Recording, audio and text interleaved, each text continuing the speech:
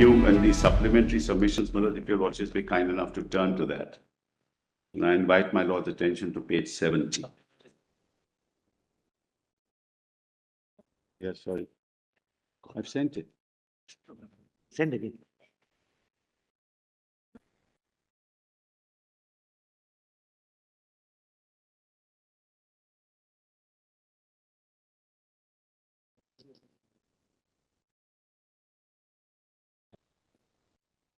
I'm sorry, Malad. Lordship has it? 870 PDF. One to Mr. Sibbal. Malad, it is combined with the earlier submissions, Malad. So now these are now the updated submissions. That's right. So, Malad, So it's we combined don't with look at the earlier There is submissions. no other.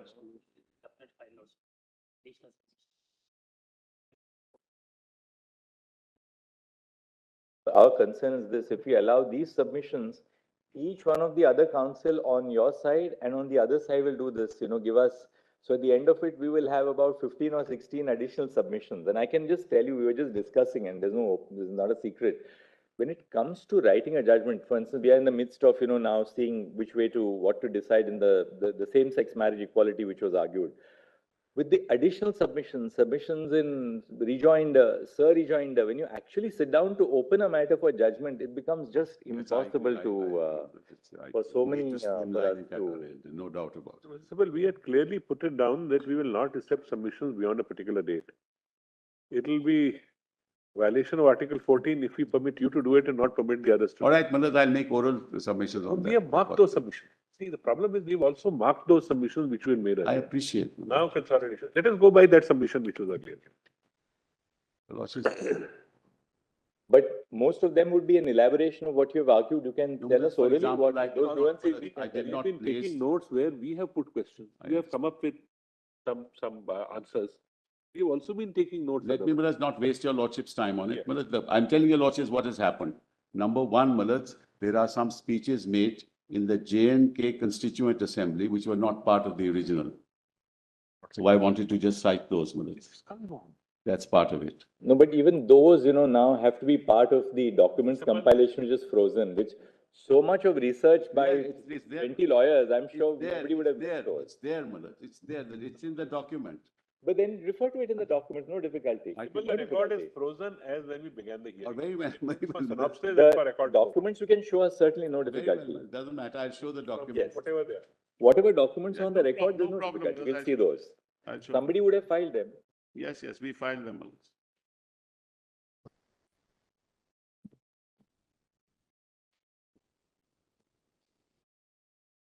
Volume 8, Malad. Yes. Yeah. That with what is this? Volume 7.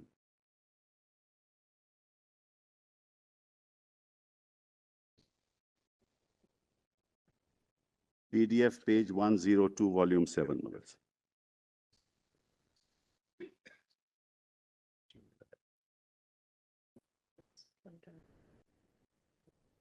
But where is the speech? Whose speech?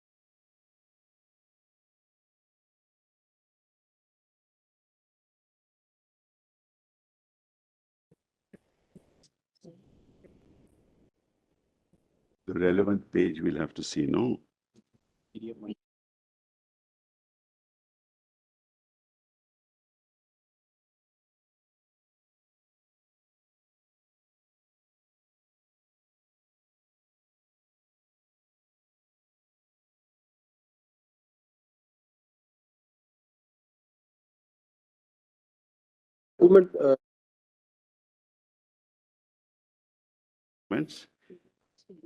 PDF page 101. This is Sheikh Abdullah's speech, Malad, which is part of the documents, Malad. I just wanted to. Volume 7, page 7. 136, that's volume 7, page 1. Volume 7, yes, but the relevant part of Sheikh Abdullah's speech is at page 101. PDF 101. 101. Yes. In the submissions, I just put those paragraphs so that it doesn't waste time. But anyway, Malad, I'll refer to that. It's not in addition to anything. That's 1460. 1460. That's absolutely right.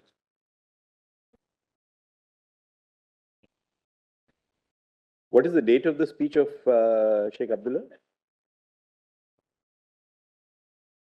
I just give that to you. Lordship. This is in the November Constituent Assembly, the J&K Constituent 1951. Assembly. Yes, 5th November 1951. I'm not editing anything new, Malas. I just, because I didn't want your Lordship's time to be wasted, so I only pointed those paragraphs. There's nothing new in these submissions. That's all. If I The may agony read, of this change, the agony of this change. yes, the agony of this change, changeover became all the more intense as a result of the position in which the Indian states were left under the Indian Independence Act of the British Parliament. The paramountcy of British Crown, against which the princes had been leaning, it should be, lapsed, and it was made clear that it would not be transferred to either of the succeeding dominions. There were three alternative courses open to them. They could accede to either of the two dominions or remain independent. This gave the prince himself the option to decide the fate of their states. Following the announcement of Mountbatten Plan on June 3, some of the Indian states acceded to Pakistan and some to India by means of instruments of accession executed through their princes.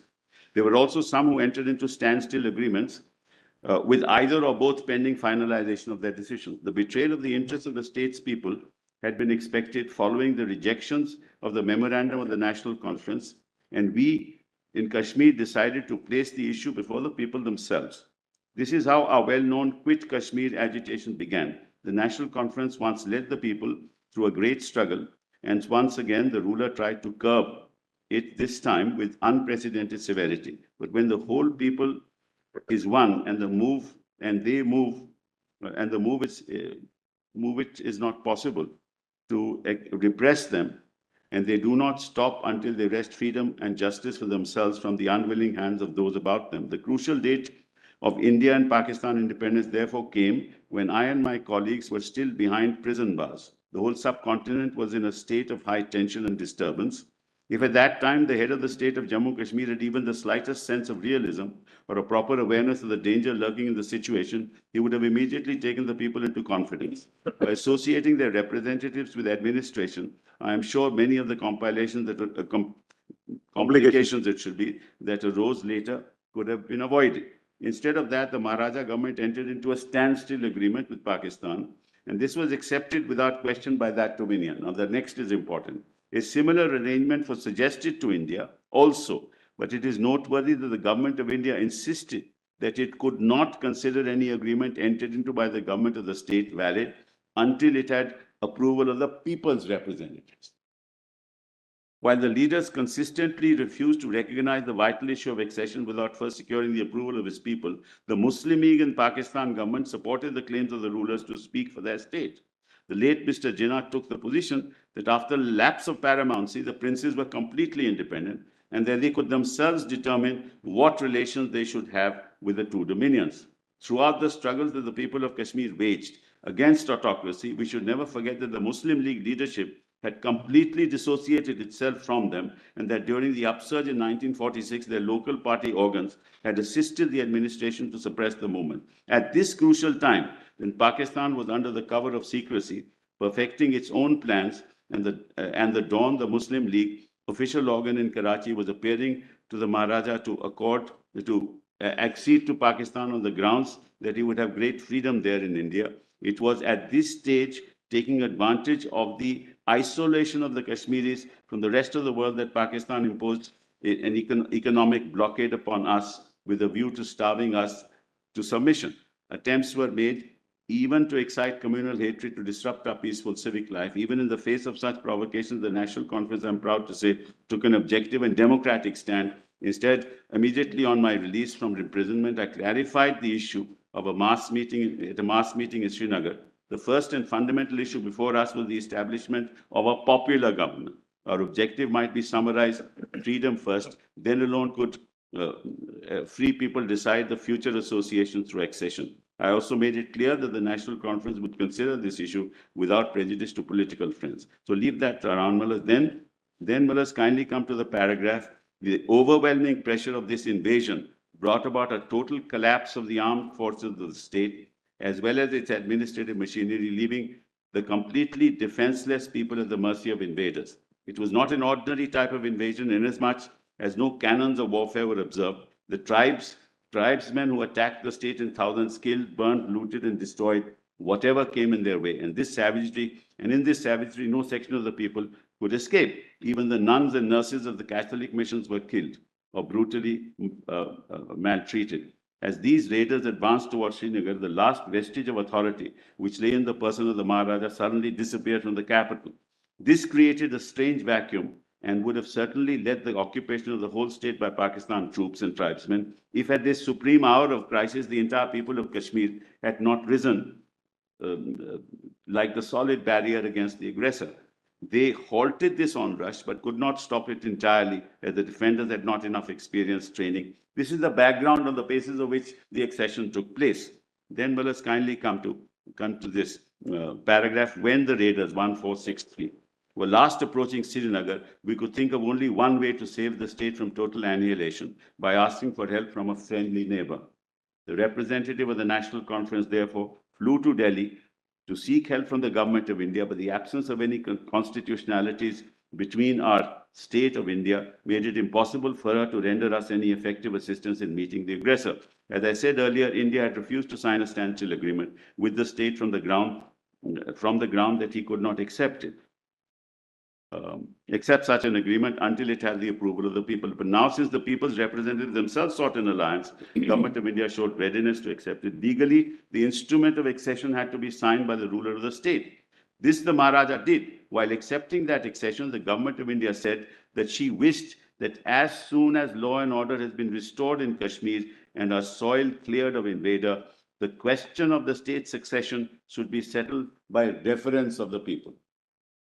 Actuated by sincere desire to avoid bloodshed and further conflict, the government of India approached the Security Council in 1948 with a plan against Pakistan. The request was simple. The contention of India was that Pakistan was responsible for the invasion of Kashmir and was continuing to help the raiders who had been employed as mercenaries.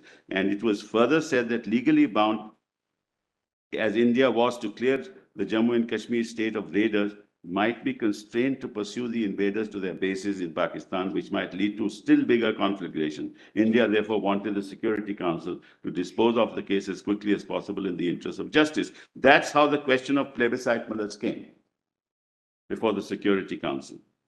Then Muller's paragraph, this is the essential background which we must fully take into account. Now I shall indicate some of the considerations which should be kept in view when you, the honorable members of the August Assembly, shoulder the grave responsibility of giving our considered opinion on this issue of accession, which affects not only the present generation of our people, but generations yet to come. Let us now skip the following paragraphs and then come to Muller's the real character. Let us kindly come to paragraph as a realist, Muller, that paragraph. As a realist, I'm conscious that nothing is all black and is all black or all white, that there are many facts to each of the propositions before us. I shall first speak on the merits and demerits of the state's succession to India. In the final analysis, as I understand it, it is the kinship of ideals which determines the strength of ties between two states. The National Congress has consistently supported the cause of the state's people's freedom. The autocratic rule of princes has been away and representative government have been entrusted with the administration. Steps towards democratization have been taken, and these have raised the people's standard of living, brought about much needed social reconstruction, and above all, built up their very independence of spirit. Naturally, if we accede to India, there is no danger of a revival of feudalism and autocracy. Moreover, during the last 4 years, the government of India has never tried to interfere in our internal economy. The experience has strengthened our confidence in them as a democratic state. The real character of a state is revealed in its constitution. The Indian constitution has set before us the country the goal of secular democracy. Well, as we may leave that out, and then leave the other things out. Then PDF 562.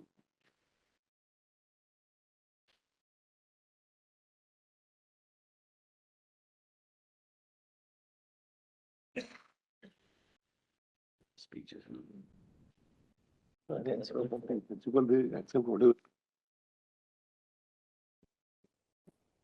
No.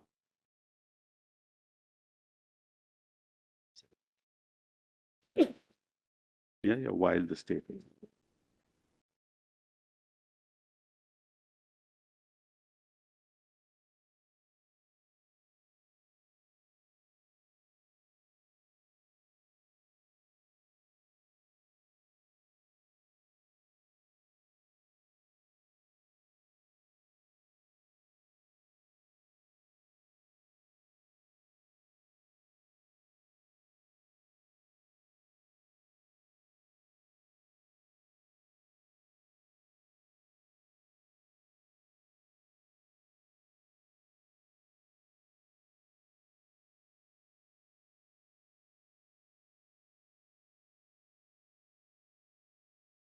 Yes. Is on 11th August 1952, soon after the Delhi Agreement in July 1952. And whereas in PDF 562 at 1921, he then explains why the provision is temporal. Here I would like to point out, my lords have that paragraph? Page? Page 1921, PDF 562. But after that, actually, we were reading at it goes on to about 1466, where he specifically speaks about the importance of the affiliation with India and accession to India, because he speaks in terms of, first he speaks about the Indian Constitution. That's correct.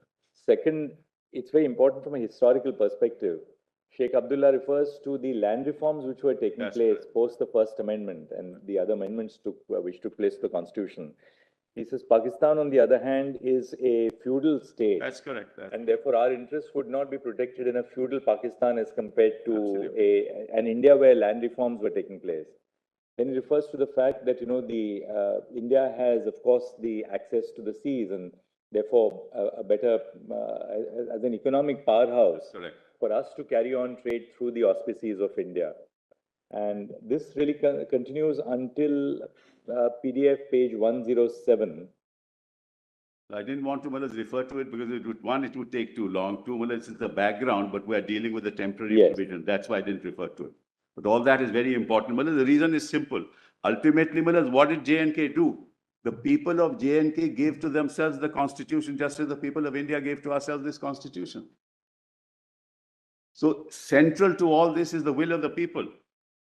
And therefore, you'll have to compare it to the... Very interestingly, see how Sheikh Abdullah puts it. He says the most powerful argument which can be advanced in her favor is that Pakistan is a Muslim state. Yes. And a big majority of our people being Muslim, the state must succeed to Pakistan. But then he says, this claim of being a Muslim state is, of course, only a camouflage. It is a screen to dupe the common man so that he may not see clearly that Pakistan is a feudal state in which a clique is trying by these methods to maintain itself in power. Absolutely. Chief is right. The point I'm making, Mullahs, ultimately, what's the essence in this matter that your lordships are hearing? The will of the people of a state where the executive act of the Union of India, which decimates the will of the people. That's the issue before you. That's what your lordship, because all the three acts of the Union of India are executive acts. 356 deletes the proviso of Article 3. That's an executive act. Mr. Sibbal, look at the foresight of the speaker. He says, these days, economic interests and a community of political ideals more appropriately influence the policies of state. Absolutely, absolutely. He had this vision in 1951 when he was speaking about the importance of economic interest, which is what the world is talking about today. Absolutely. In a globalized world. And in that situation, the ruler had no choice. Absolutely no choice.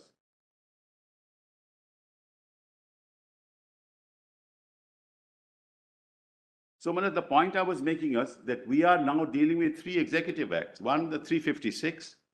Two, change of interpretation in the definition of Constituent Assembly under 367(1). And the abrogation. These are all executive acts.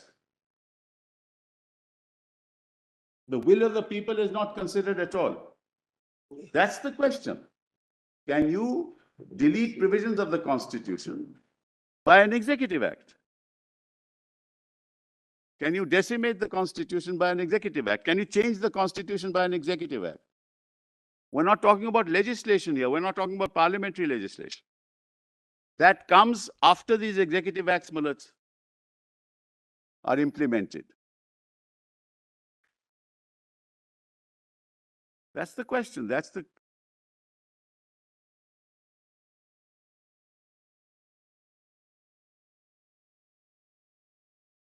You can't change the Constitution of India as applicable to Jammu and Kashmir by deleting Article 3, the proviso to Article 3.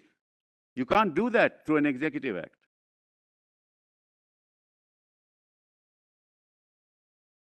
You can't change the definition, mullahs, of the legislative, of the Constituent Assembly as legislative assembly through an executive act.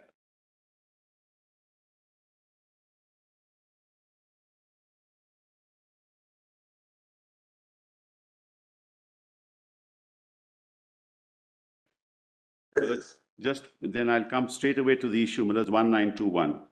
1921. Yes, PDF, mullahs, 562. Yes, volume? Which volume is this, Mr. Sibbal? Same volume, mullahs, same volume. Volume 7. Yes, same, mullahs, the same speech, mullahs, comes a little later. 19.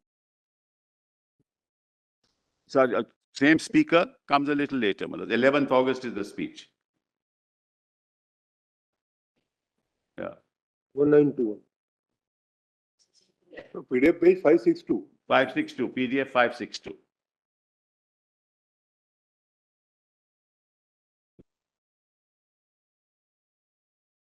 Sentence starting, mullahs, paragraph starting here, I would like to point out. My lords have that? Yes, see some problem.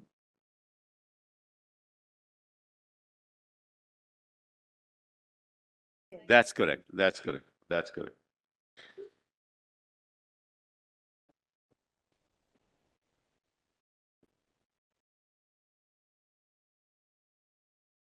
Yes. All my lords have it. I'll read it. Here I would like to point out that the fact that Article 370 has been mentioned as a temporary provision, the Constitution does not mean that it is capable of being abrogated, modified, or replaced unilaterally. Kindly mark the words unilaterally, which is exactly what has happened. In actual effect, the temporary nature of this article arises merely from the fact that the power to finalize the constitutional relationship between the state and the Union of India has been specifically vested in the Jammu and Kashmir Constituent Assembly. That's how, mullahs, Parliament understood it in 370. That's how the state understood it. It follows that whatever modifications, amendments, or exceptions that may become necessary, either to Article 370 or any other article in the Constitution of India in their application to Jammu and Kashmir, are subject to decisions of this sovereign body.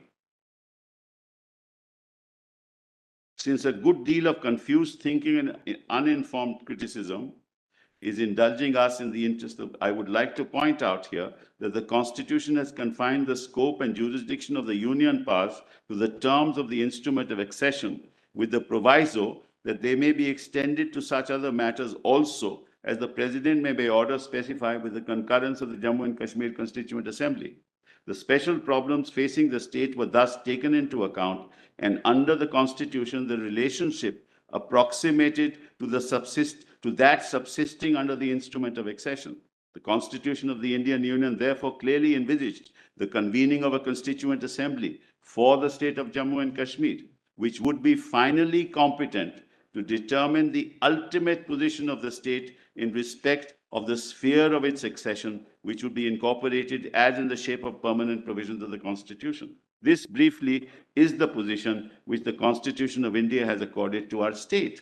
I would like to make it clear that any suggestions of altering arbitrarily the basis of our relationship with India would not only constitute a breach of the spirit and letter of the Constitution, but it may invite serious consequences for a harmonious association of our state with India. The formula evolved with the agreement of the two governments remains as valid today as it was when the Constitution was framed, and reasons advanced to have this basis changed seem completely devoid of substance.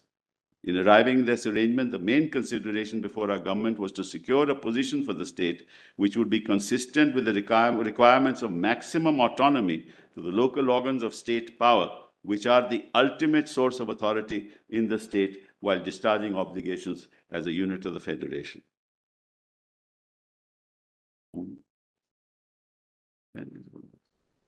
Then let us kindly come PDF 648. This is Mir Qasim's statement on 10th November 1952. Okay.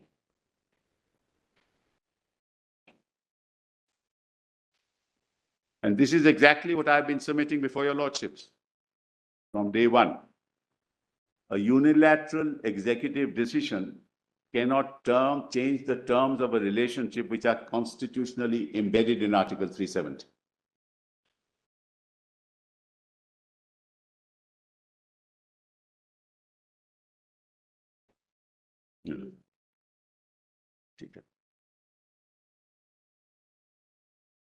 Whereas PDF 648, page 2007, this speech was given by Mir Qasim on 10th of November 1952.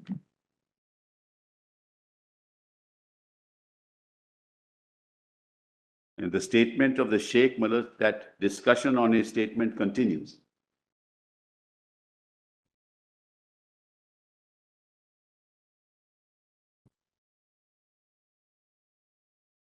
Whereas in the middle of that paragraph, starting, it is said that the accession of Kashmir with India should be, as far the statement is concerned, there can be no denying the fact that it should not be a dynamic in the sense that we give up our principles. On the contrary, accession should help us in achieving ideals and preserving our autonomy, except, of course, in the objects we handed over to India. Our assembly is competent to make laws and decide the issues, if any, since we are enjoying complete autonomy. We can even frame and amend our constitution. In this collection, we have application under connection. It should be with the application order of 1950 of the Indian Constitution. According to this order, all these powers do not vest in the state. Now, the next is important. We want to develop Kashmir according to the program of New Kashmir. Some people say that it is just possible that in future Kashmir may also become a part of India like any other state and get merged with it. In that case, our internal economy will be reduced to naught and residuary powers will be snatched from us. In this connection, I will submit that the thinking of such people is morbid. These are the vested interests which create such misunderstandings. The representatives of the government of India have not kept any time limit for these residuary powers. This is important. That's why Malas 370 talks about instrument of accession and the items in the concurrent list, but doesn't talk of list 2, which is the residuary powers of the state. Therefore, there should be no room for such doubts. We have acceded to India with a definite objective, and I am sure the objective will be achieved. Some interested persons are creating misgivings as regards the autonomy and say that Kashmir has been granted autonomy simply to benefit its Muslim population. But this is a baseless allegation. If the people from outside are not given the right of acquiring property in the state and getting recruited to state services, then it was not the Muslims of this place alone would get benefit, but all communities will also get benefit. Then let us kindly come to the social system which will be set up according to the program in New Kashmir will provide equal opportunities of development to all citizens of the state, be they Kashmiris, Ladakhis, or Dogras. Now, let's skip the rest. PDF page 694 now.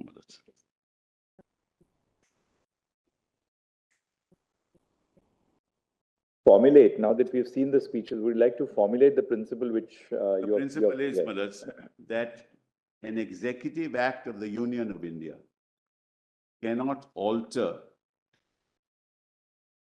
unilaterally unilateral provisions of the Constitution of India as applicable to the state of Jammu and Kashmir. That's the central.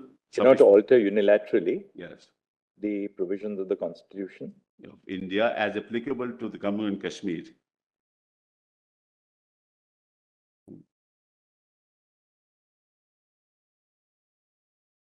Including getting rid of the special status given,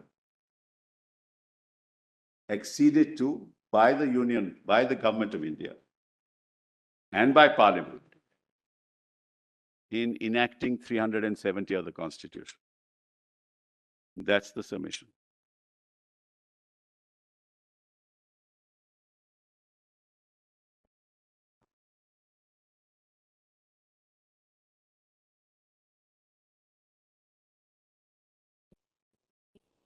Say it's an executive act. I'll say 356 is executive, 367 definition is executive. These are all executive acts. Parliament came into the picture when the changes had already been done through executive acts. We're challenging that. As you argued, the process was wrong. Yes. Whatever was done. But Yes. that is, the parliament did it. No, Right. no parliament accorded approval to the executive acts which unilaterally changed the constitution as it was applicable to the state of Jammu and Kashmir.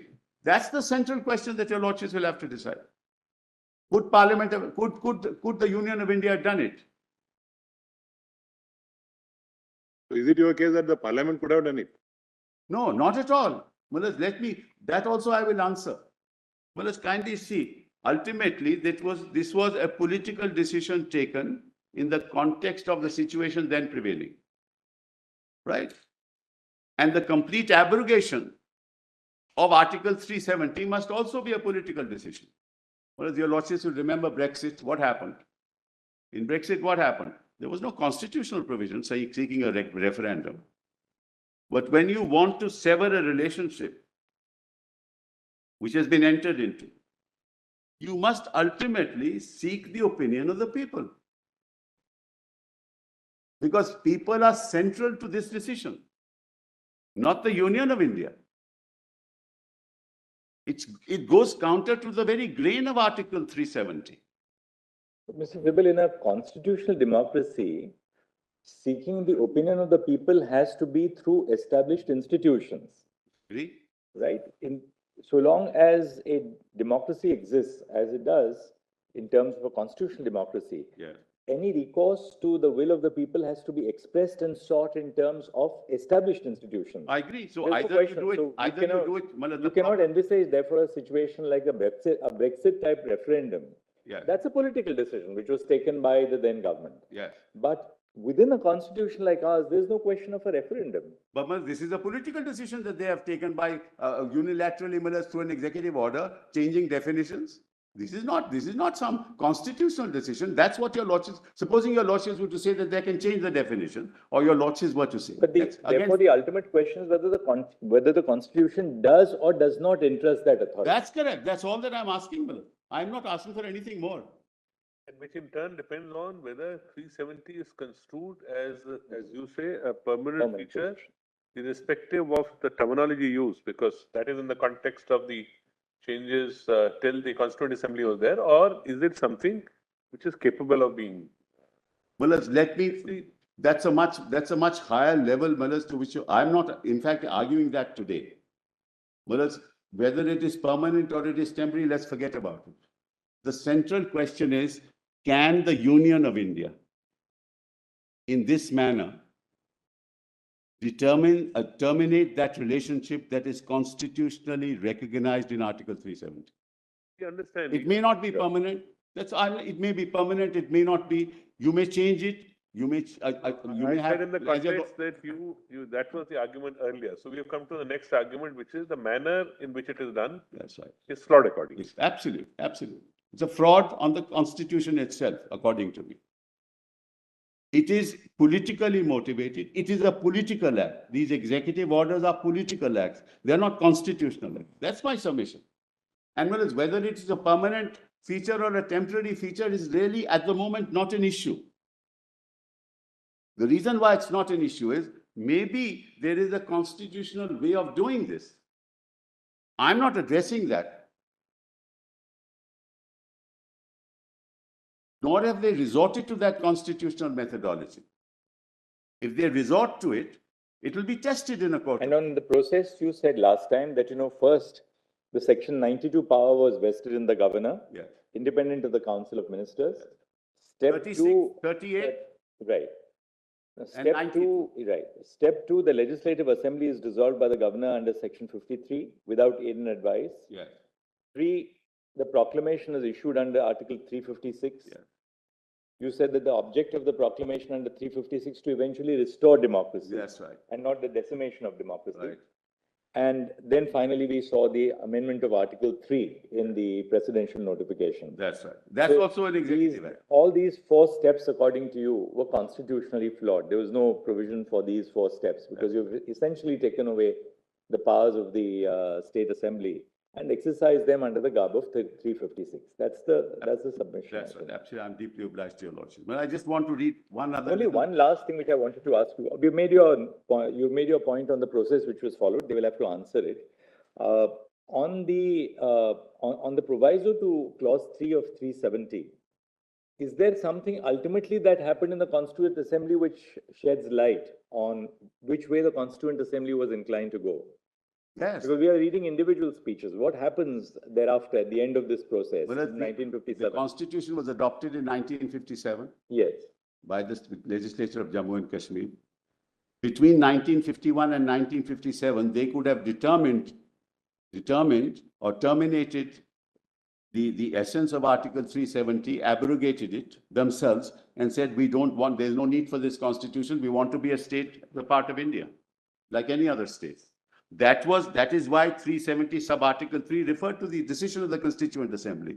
That decision could have been taken. But my lord asked me the question, well, now that there is no Constituent Assembly, how will this happen? If it were deemed to be a temporary provision. That's what my lord put to me. Right? So your argument would be really, I mean, if I can put it that way, that the proceedings in the Constituent Assembly of the state of Jammu and Kashmir would indicate a reaffirmation of the arrangement under Article 370 as a long-term arrangement. That's right. So that the 3 options that Sheikh Abdullah spoke about, namely either of joining Pakistan, Yes. acceding to India, or remaining independent, they gave up the first and the third option. That's correct. They decide that the ultimate decision was to stay within the dominion of India, but subject to the safeguards of 370. That's right. And therefore, according to you, 370 assumes a permanent character, irrespective of the nature of the provision which is envisaged in the Indian Constitution. And that's what Sheikh Abdullah said in his speech, that look, this relationship. That still begs one question as to whether it was enough that the Jammu and Kashmir Constituent Assembly proceeded on that basis. Could 370, which was envisaged to be a temporary provision, be converted into a permanent provision merely by the proceedings of the J&K Assembly? Or was there some further act required from the Indian Constitution, either in the form of a constitutional amendment, by virtue of which 370 would cease to have a temporary character but have a permanent character, in implementation of the wishes of the Jammu and Kashmir Constituent Assembly? Whereas Government of India never expressed a contrary opinion throughout. But didn't it have to take place through a process of amending the Indian Constitution itself? No. To for the convert the reason- character of 370. All right. Well, now your lordships are again going back on the issue of temporary nature. That temporary nature is not part of the Article 370. It's not part of it. It's not a part of 370, mother. In fact, Muzaffar Beg says we didn't even know about it. That's why I want to read Muzaffar. Mr. Sibbal, there are 2 ways that we could really lead into this discussion. One, that though placed in Part 21, Article 370 was never intended to be a temporary provision. That's one. That's one layer of reasoning, which is what you're advancing. 2, that though it was temporary, the reason why it was placed in a temporary provision of the Constitution was pending the decision of the Constituent Assembly of Jammu and Kashmir, and therefore it was given the character of a temporary provision, because the views of the Constituent Assembly of J&K were still to be elicited. Right. Third, That's the second argument. We accept that for the purpose of hypothesis. The difficulty, of course, which we have to face is this. Assuming that that was why it was placed as a temporary provision, because the views of the J&K Constituent Assembly were still to be elicited.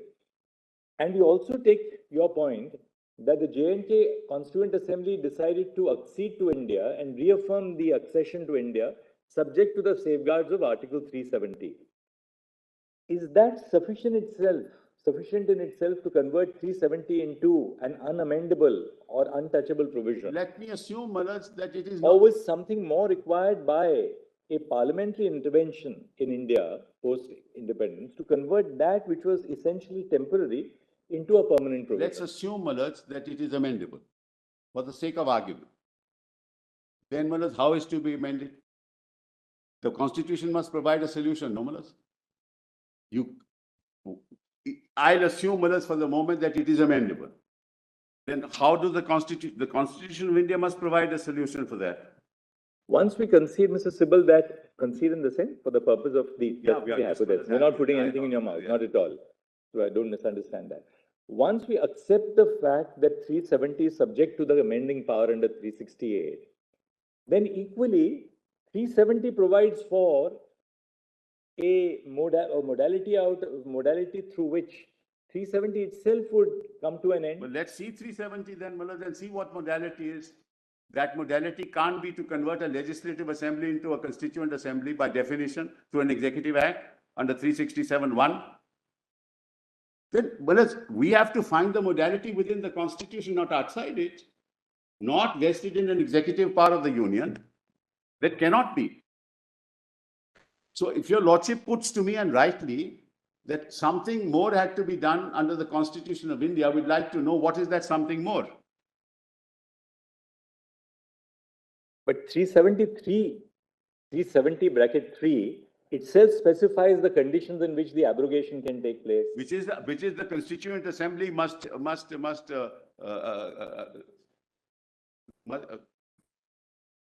must be on the recommendation of the Constituent Assembly. So it gives the solution. That is in line with the federated nature of this provision. This is complete federation, whereas we are quasi-federal qua other states. But these are purely federal qua Jammu and Kashmir, because the residuary power vests, Manoj, in the state. So if you say, Manoj, that C70 sub-article 3 provides that solution, but that is provided, certainly, but upon the recommendation of the Constituent Assembly. And therefore, according to you, the power is completely lost once the J&K Constituent Assembly comes to an end. Let me even not go that far. I'll assume that there is some power available. It may be 368. Let's say, it's hypothetical. We're not concerned with it. No, Mr. Sibbal, no, when you argue, then we'll have to take one.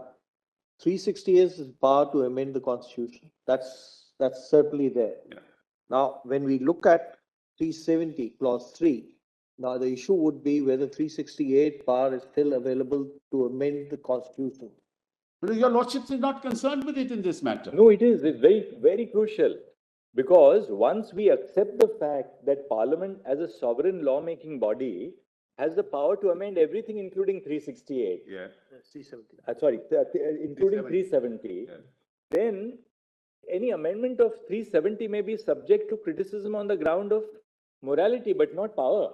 No, but it's not an action. Maybe it's a political argument, but not a power. It's not an argument of constitutional power. This is not action under 368. Your Lordship is not going to hypothetically say this is an action under 368 when 360 has not been invoked. But then likewise, the exercise of power under 370 bracket 3, can it not be then criticized? It's a question of criticizing it as a political criticism. But is it an argument of the absence of power? Where is that in 370? And the court is concerned with either the existence or the absence of power, right? Not that I should ask your Lordships, where is that power in 370 that says that 368, you can do it under 368? So 368 is the power to amend the Constitution. But we are not, are we concerned with that here? I'm sorry, Manoj, you require 2/3. You represent. There are independent avenues. You have the power to amend. Manoj, you have the power within 370 to abrogate. But Manoj, in that independent avenue must conform to the provisions of the Constitution.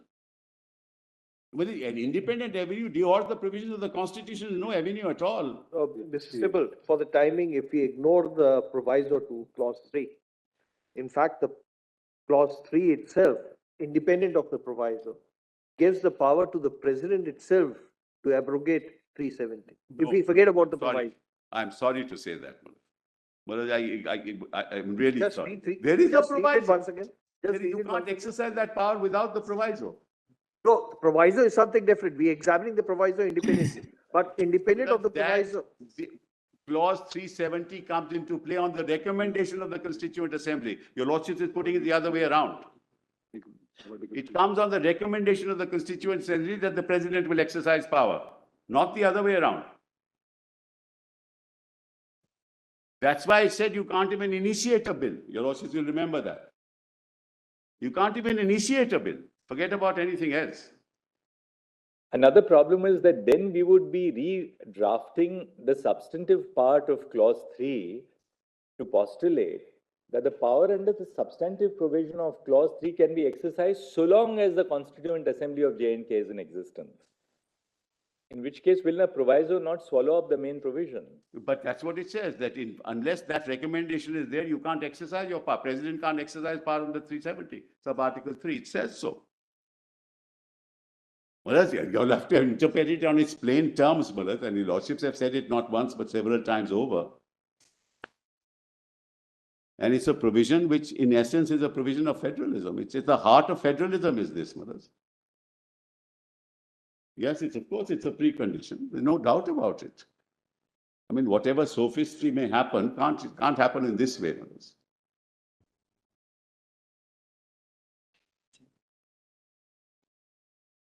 And whereas 373 power has been exercised by the Constituent Assembly, saying no recommendation.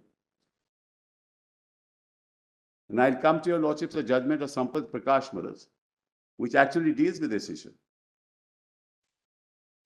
So let's be clear, Maharaj. Sorry. Where does the Constituent Assembly specifically says that it doesn't the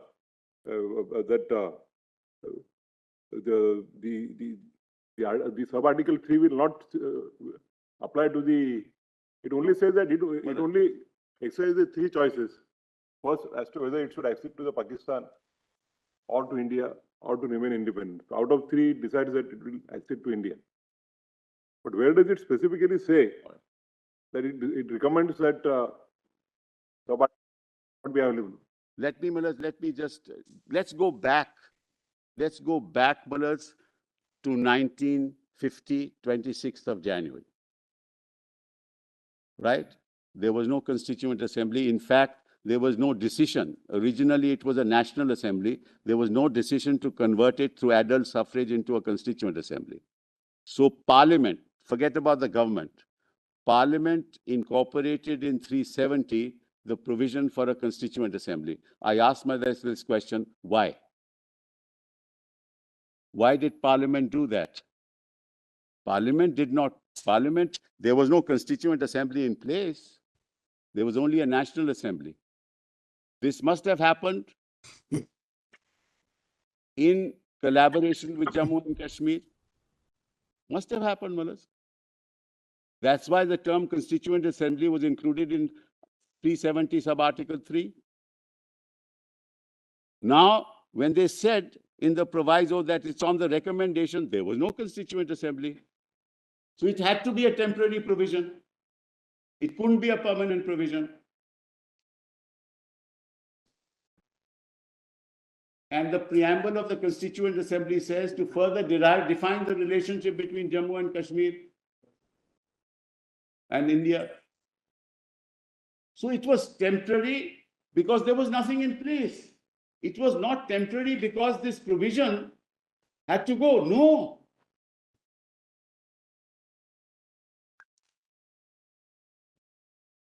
And therefore, Malad, that relationship was to be decided by the Jammu and Kashmir Constituent Assembly, which had to affirm all laws that had been passed. Even the laws could not be passed till such time it were ever confirmed during this period by the Constituent Assembly. So the Constituent Assembly actually was exercising a dual role at that point in time. And the government of India in 1950, in Parliament, recognized that it is the Constituent Assembly on the recommendation of which 370 will be abrogated. There would have been no constitution of Jammu and Kashmir. Let's put it that way.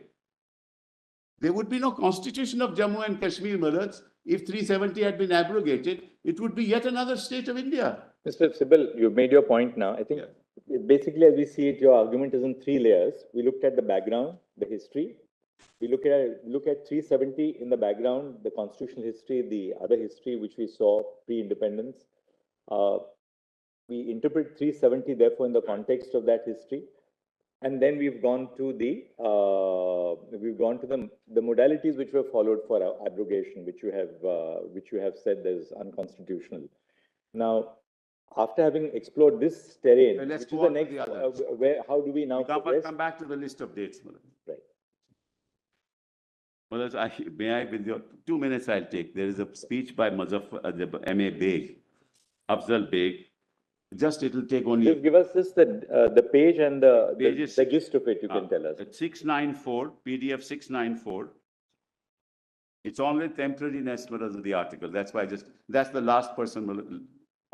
You need not go through it. It refers to the temporary nature of the article. It would be in the same vein as Mir Qasim's speech at 648. And Mullahs, kindly note this, he was a representative of Jammu and Kashmir in India's Constituent Assembly. There were 3 members total, he was one of them. So he was part of the Constituent Assembly of India as well.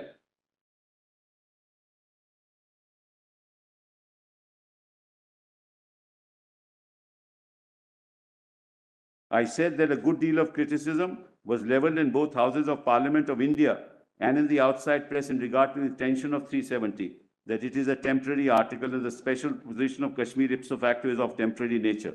This raised doubts and suspicions not only in the minds of the people of the state, but also in the minds of our colleagues sitting in this house about our relationship with India and Kashmir had peculiar position in 1947. It has now. That peculiar position is a permanent character of the state.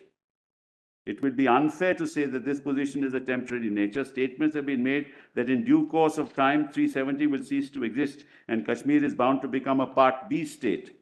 Expressions like these have in fact given rise to amendments proposed by honorable members to the statements of the Leader of the House. Some of these amendments are critical and some are unfriendly.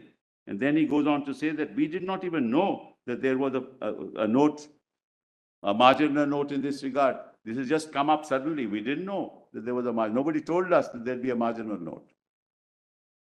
So anyway, that's all that he said. I just wanted to invite my Lord's attention. So in my supplementary submissions, only I have set out these passages, nothing more than that.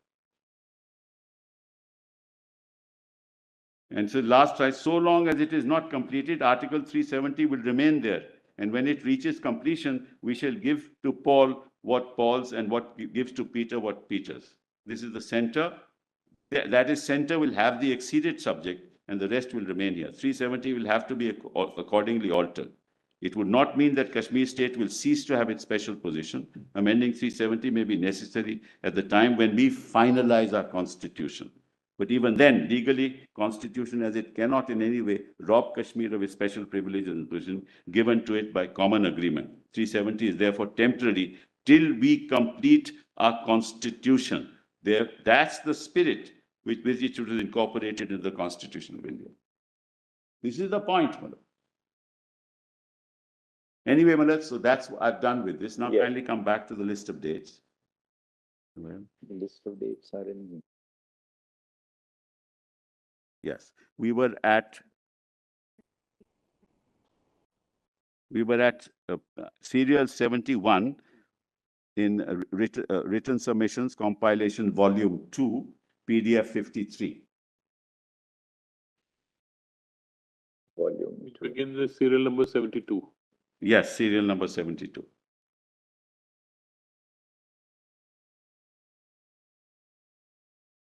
Let's read 71, 3rd of August.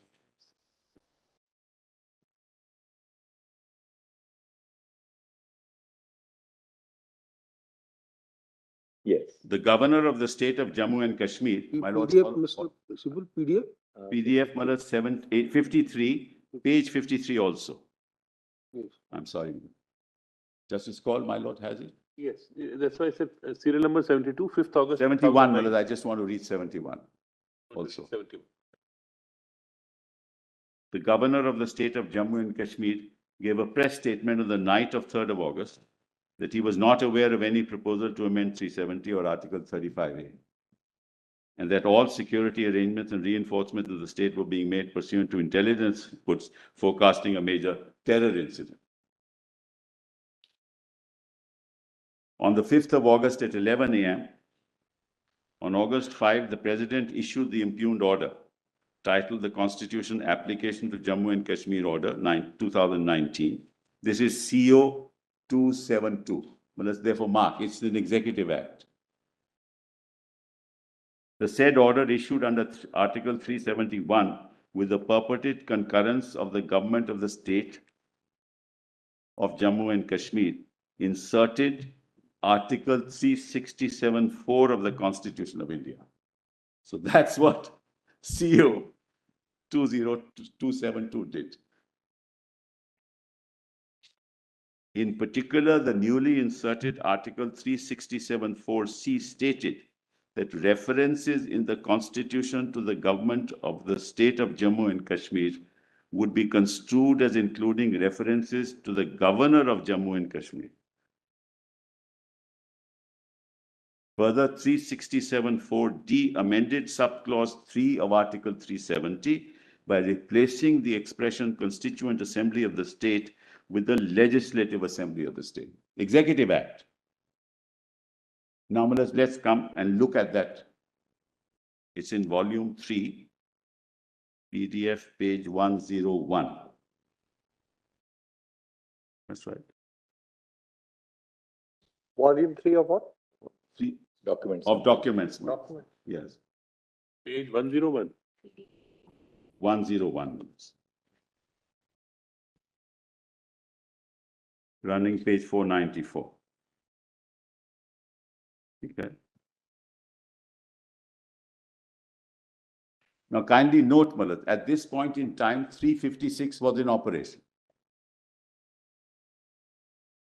Volume, Mr. Sibbal, volume? Volume 3, documents, volume 3, PDF Documents page compilation. Documents compilation. 101.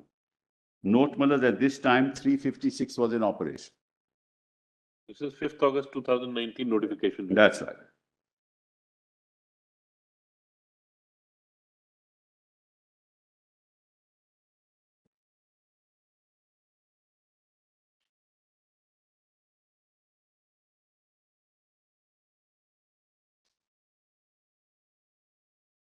In exercise of the powers conferred by Clause 1 of 370 of the Constitution, the President, with the concurrence of the government of the state of Jammu and Kashmir, could never be done. Because other than 92, 36, and 38, Governor could only act on the aid and advice of the Council of Ministers. That's the Jammu Kashmir Constitution.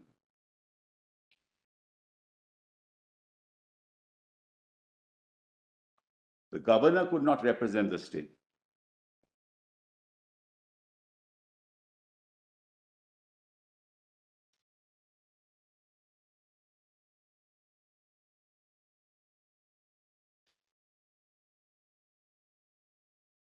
So the very inception of this executive order is constitutionally flawed.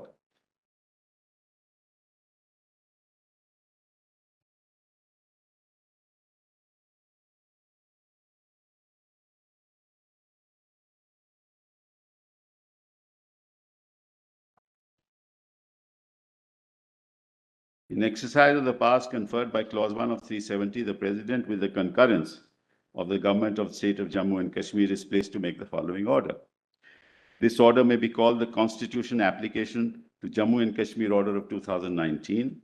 It shall come into force at once and shall thereupon supersede the Constitution Application to Jammu and Kashmir Order 1954, because all amendments thereafter were to the 54 order, as amended from time to time. All the provisions of the Constitution as amended from time to time shall apply in relation to the state of Jammu and Kashmir, and the exceptions and modifications subject to which they shall so applies shall be as follows. So, to Article 367 shall be added the following clause. 4. For the purposes of this Constitution as it applies in relation to the state of Jammu and Kashmir, reference to this Constitution or to the provisions thereof shall be construed as reference to the Constitution or the provisions thereof as applicable or as applied in relation to the state. Reference to the person for the time being recognized by the President on the recommendation of the Legislative Assembly of the state as Sadr Riyasat of Jammu and Kashmir, acting on the advice of Council of Ministers of the state for the time being in office, shall be construed as references to the Governor of Jammu and Kashmir. And references to the government of the state shall be construed as including references to the Governor of Jammu and Kashmir, acting on the advice of the Council of Ministers. How can that be? There is no Council of Ministers. So you create a constitutional myth.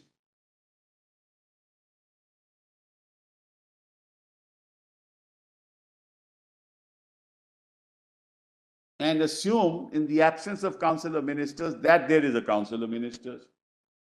And then you pass a presidential order that even in the absence of Council of Ministers, the governor is acting on the aid and advice of the Council of Ministers. What kind of exercise of executive power there is this? This is a mockery. Which is why I've been saying it's only a political act. It's not a constitutional act. You wanted to do something, you did it.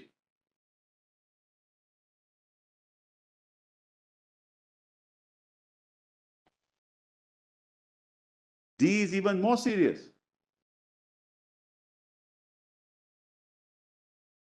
I don't think in any constitutional democracy in the world this has happened.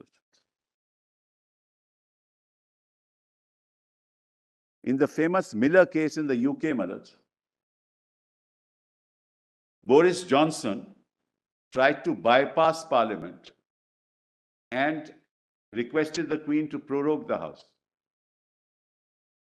The House was prorogued. Immediately, matter came to the Supreme Court. All the justices of the court said, no, your Lordship knows this is the executive power of the government. They can prorogue the House. But all came to a unanimous decision. You cannot even prorogue the House like this. You cannot exercise executive power to bypass Parliament. You bypass discussion in Parliament. That's not the way constitutional democracies work. And this is much worse. You assume something that doesn't exist. You give powers to the governor, which he does not have. You assume to yourself under 350 all the powers of the state legislature. You are Parliament, so you therefore invoke the powers of the state legislature and Parliament, and you pass an executive order. What kind of exercise of law is that, or constitutional law? And then D, in the proviso to clause 3 of Article 370 of this Constitution, the expression Constituent Assembly of the state referred to in clause 2 shall be the Legislative Assembly of the state. What power does the President have to pass such an order? We're not dealing here with exercise of constitutional power. We're dealing with exercise of executive power.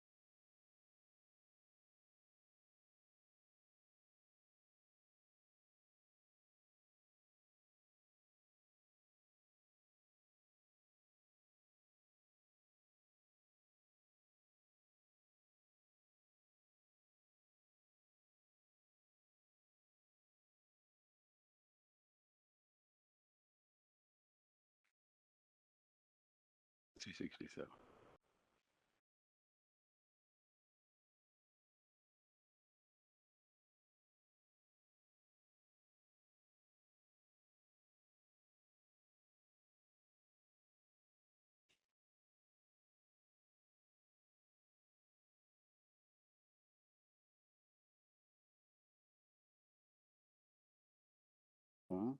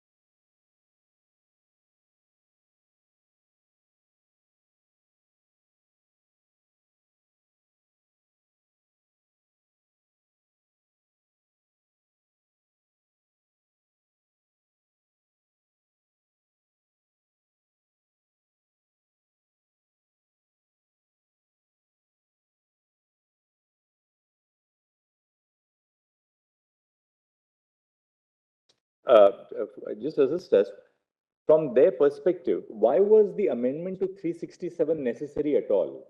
Why was this crucial? I mean, we are seeing now the modalities which they have put into place.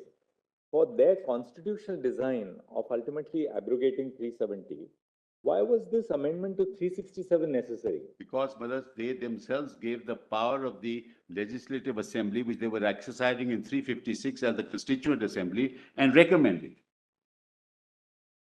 They were ad Normally, item when with my a- interpretation. Yes, They were ad item with my interpretation. right. That you needed the recommendation of the Constituent Assembly. So They how do you constitu- reach there? They constituted the Legislative Assembly as the Constituent Assembly. That's, and Malaz, what they do is they don't interpret it. They say in Proviso 3 of 370, the expression Constituent Assembly of the state referred to in clause 3 shall read as Legislative Assembly. So they have amended Article 370 of the Constitution. Shall Actually, read as. 367 amendment was not required because you're exercising Was. power under clause 1 to say article. No, it was required because you needed the recommendation of the Constituent No, Assembly. no, that's something separate. But in 367, introducing clause 4, in terms of the notification dated 5th August 2019, You required it because, Malaz, they changed the definition of Constituent Assembly in 370 as Legislative Assembly. This is why they could exercise power under 356. Please appreciate. But suppose for a moment that they had not gone through this exercise of amending 367, all right, or introducing 367-4. And suppose we are operating purely within the fold of 356. Yes, All right, your challenge to the 356 notification is a different issue. yes. You're now just testing it as an exercise of power under Very- 356. very well. Once a proclamation takes place under 356, two consequences follow. One, the president assumes to herself all the powers of the state, the executive powers of the state vest in the president. Two, except the legislature, the powers of the state legislature. Two, the powers of the state legislature are then subsumed in parliament. The government of India does not in its executive capacity exercise the powers of the state legislature. Parliament has to exercise the powers. So once the proclamation under 356 was issued, two consequences would follow. All the powers which were vested in the executive of Jammu and Kashmir were transferred to the president. Correct. All the powers of the state legislature were vested in parliament. Right. Now, if that was so, then if 370(3) is capable of the interpretation, just as a hypothesis, that it's a power to be exercised by the president to abrogate. They abrogate. Point number two, any powers which were to be exercised by the state legislature would have to be exercised by parliament. So they had to go to parliament to get a resolution passed. Why was 367 necessary for the design, for the constitutional design to achieve this at all? I tell you, 356 power cannot be exercised by parliament, by the governor, by the president and parliament in this fashion. Independent of 367, cannot be done. Why? Because you are only acting as the legislature. You don't have any powers independent of the legislature under 356. That's, Gavai has held that. You have no such powers. And the executive is only dealing with the administration. It can't amend the constitution under 356. Therefore, they had to do this. There was no choice. I'll show Gavai. Yes, but assuming for a moment that we suppose we disregard the 367 amendment. Even if you do, then you can't exercise it under 356 at all. That's even worse, it will be a dead letter. It will be inchoate. Because you can't amend constitutional provisions through 356. You can only exercise the power of the state. Parliament can do it. Fair enough. Therefore, if that part of the notification, which amends 367, is kept aside for a moment, then what is the consequence? The consequence is that 356 power cannot be exercised in the same fashion to No. achieve the same result. See, the 356 power is the power of the state legislature Yes, and the state executive, yes, which has now been vested in the president and in parliament, respectively. correct. You may be right for a moment, subject to hearing them, that look, how can you exercise the power to amend the constitution by taking recourse to 356? Fair enough. We got that point and we'll hear them on that. But assume that we disregard this whole process of what took place under 367. Either disregard it or hold that it was constitutionally impermissible. Even so, does it affect? That's a separate issue, Malad. I'll address your lordships on that. Right. At the moment, I'm on this executive order. I'll come to 356. I'll come to the other issues later, Malad. Because ultimately what you then do is Parliament is exercising power as a legislature and Parliament is exercising powers under 356 as well. Correct, Malad? And as a legislature of the state, let's assume, the state had to convert itself into a constituent assembly in terms of 373. I think what they believed was they proceeded on a particular hypothesis that consultation with the Constituent Assembly is necessary. That's right. So therefore, they said that, all right, we are now going to replace the word Constituent Assembly by the word Legislative Assembly, which they sought to achieve by amending the Constitution. No, it's the recommendation of the constituent. It's not Yes. just converting it. You can't. The therefore first you step was to recommend- amend the Constitution. Yeah, you recommend it to yourself because you have a political objective to recommend it, and Mullahs, you take the decision yourself. Yes. These are very problematic, Mullahs. And see the consequences of this. That means through an executive order, you can change any provision of the Constitution because you have majority. But this majoritarian culture cannot destroy the edifice of what our forefathers gave us. So your argument, therefore, is that you cannot exercise the power under 356 to amend the Constitution. Exactly. That point you. That's right. And they cannot possibly justify it unless there is some new jurisprudence that comes to light that they can do what they like as long as they have the majority. As it is, Mullahs, now one of your esteemed colleagues has said, Mullahs, that in fact basic structure, those theories are also doubtful. Maybe Mr. it is. Sibbal, when we After- refer to a colleague, we have to refer to a sitting colleague. Once we cease to be judges, they are opinions, not binding diktats. That's true. Of course, it's not binding, Mullahs, but I'm surprised. On 11th of November 19. Parliament doesn't discuss what goes on in the court. No, I'm not Court discussing should not, anything. I am not discuss what goes on in Parliament. No, I'm not And discussing. everyone, my lord, has a freedom This of is a public. view, freedom of expression. No, I know.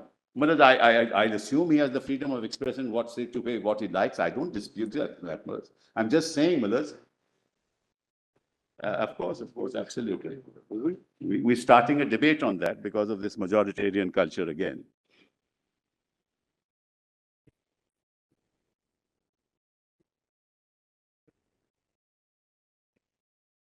I said that 356 was already in place.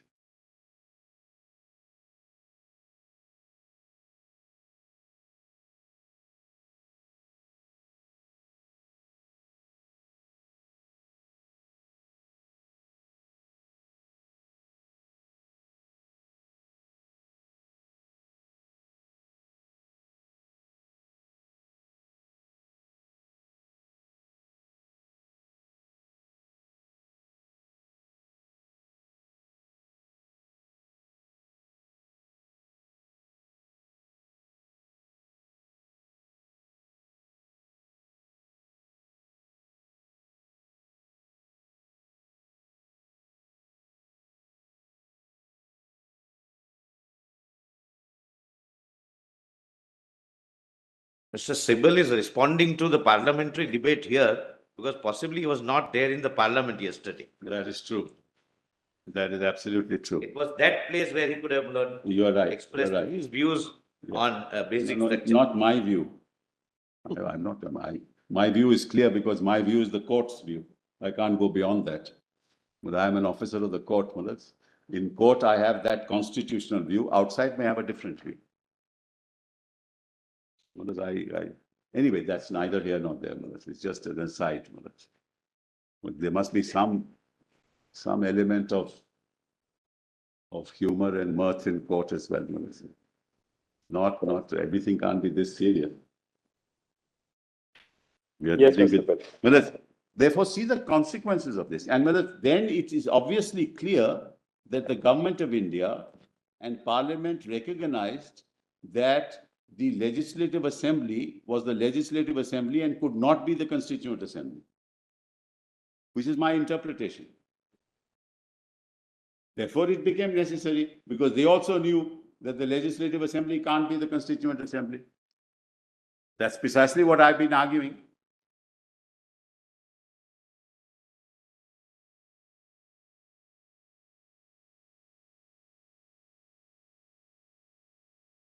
And it says shall read. This is an interpretation clause. Please appreciate 367 is an interpretation clause. It's not a clause to substitute definitions. If you look at 367, the heading is interpretation.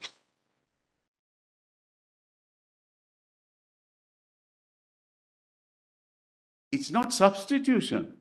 You can't substitute definitions. You can only interpret. So it's outside of 367 itself, apart from many other things that I've pointed out. What they've done is,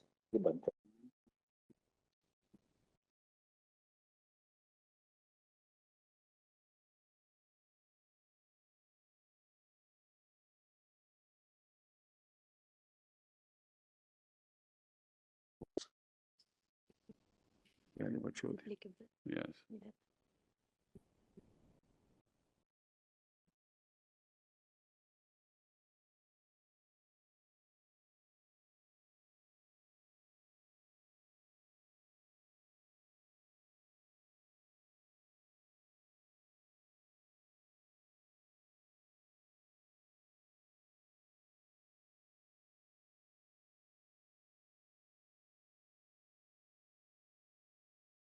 Yeah, all right.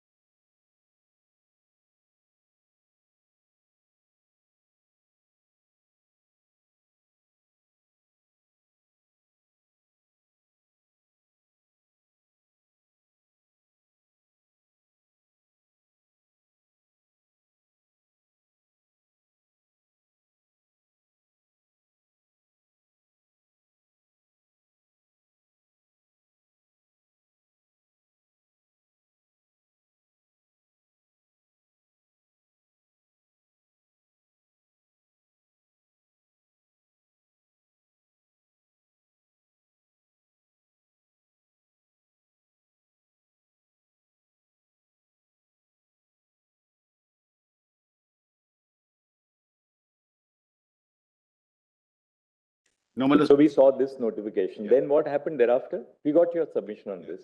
well, I just wanted to, my lords, mention this. Your lordships at one stage said the Legislative Assembly could be the Constituent Assembly. No, no, no. Legislative Assembly No, no. is a successor to that the is Constituent. this is, we were saying what amendment they made. We didn't make a postulation that the Legislative Assembly could be the Well, one. your lordship said that as a consequence, now that there is no Constituent Assembly, why can't the Legislative Assembly? No, no, no, no. Anyway, I was a mistake. I'm sorry. That can never be a. That's good, that's good. Anyway, my lords, let's move on, my lords. Let's move on. Now, my lords, I want to show your lordships the original 367. Yes. Original 367. That's in volume 1, PDF page 194, my lords.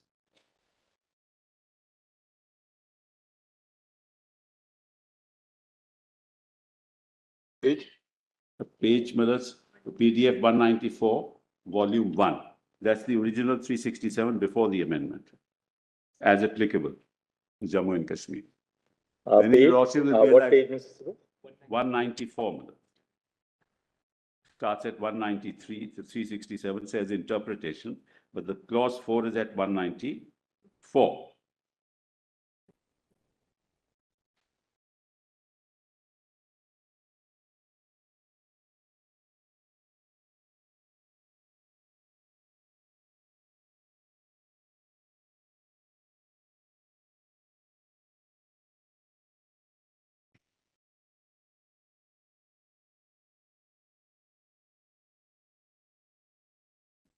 Yes. If I may read, for the purposes of this constitution, my Lord Justice Kaul has it? Yes. For the purposes of this constitution, as it applies in relation to the state of Jammu and Kashmir, reference to this constitution or to the provisions thereof shall be construed as reference to the constitution or the provisions thereof as applied in relation to the said state. No problem. Then references to the person for the time being recognized by the President on the recommendation of the Legislative Assembly of the state as the Sadr-e Riyasat of Jammu and Kashmir, acting on the advice of the Council of Ministers of the state for the time being in office, shall be construed as references to the Governor of Jammu and Kashmir. And then, my lords, references B, reference to the government of the said state shall be construed as including references to the Governor of Jammu and Kashmir, acting on the advice of the Council of Ministers. So mark that one. That was changed.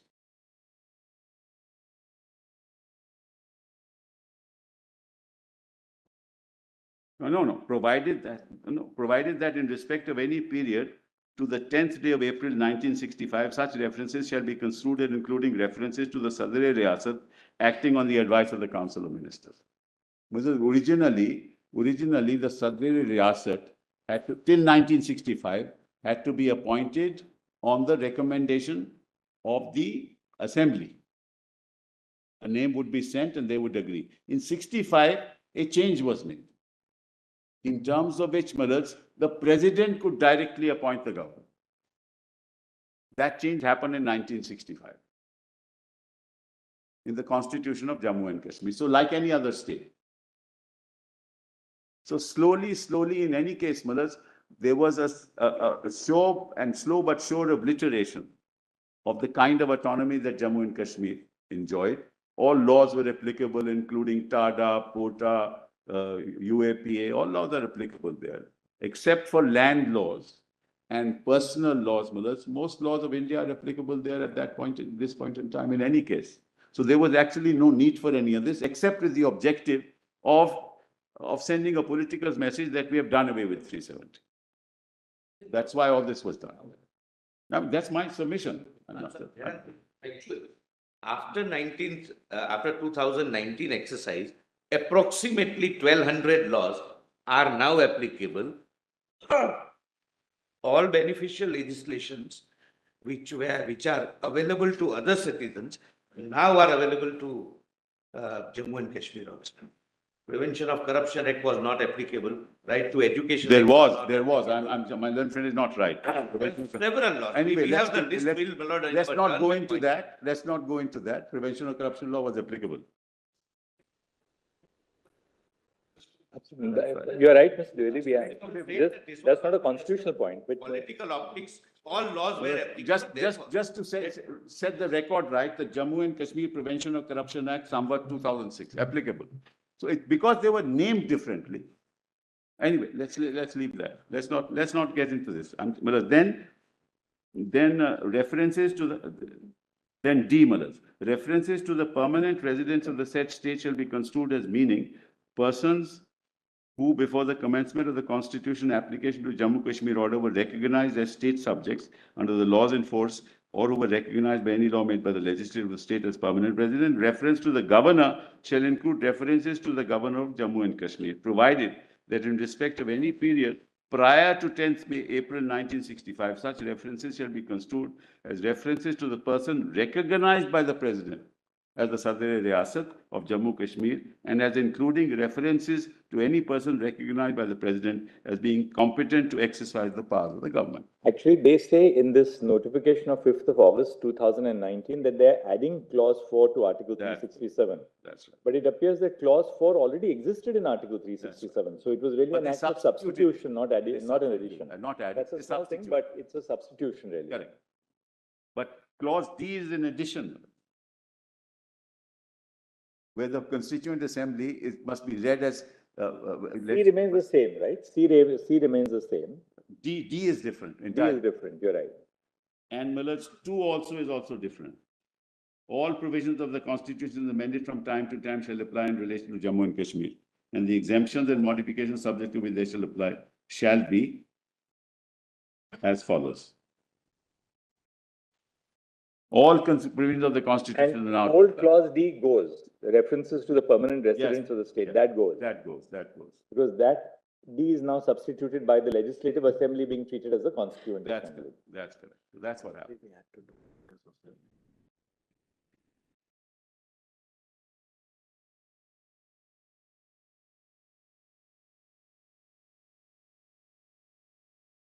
go back to this.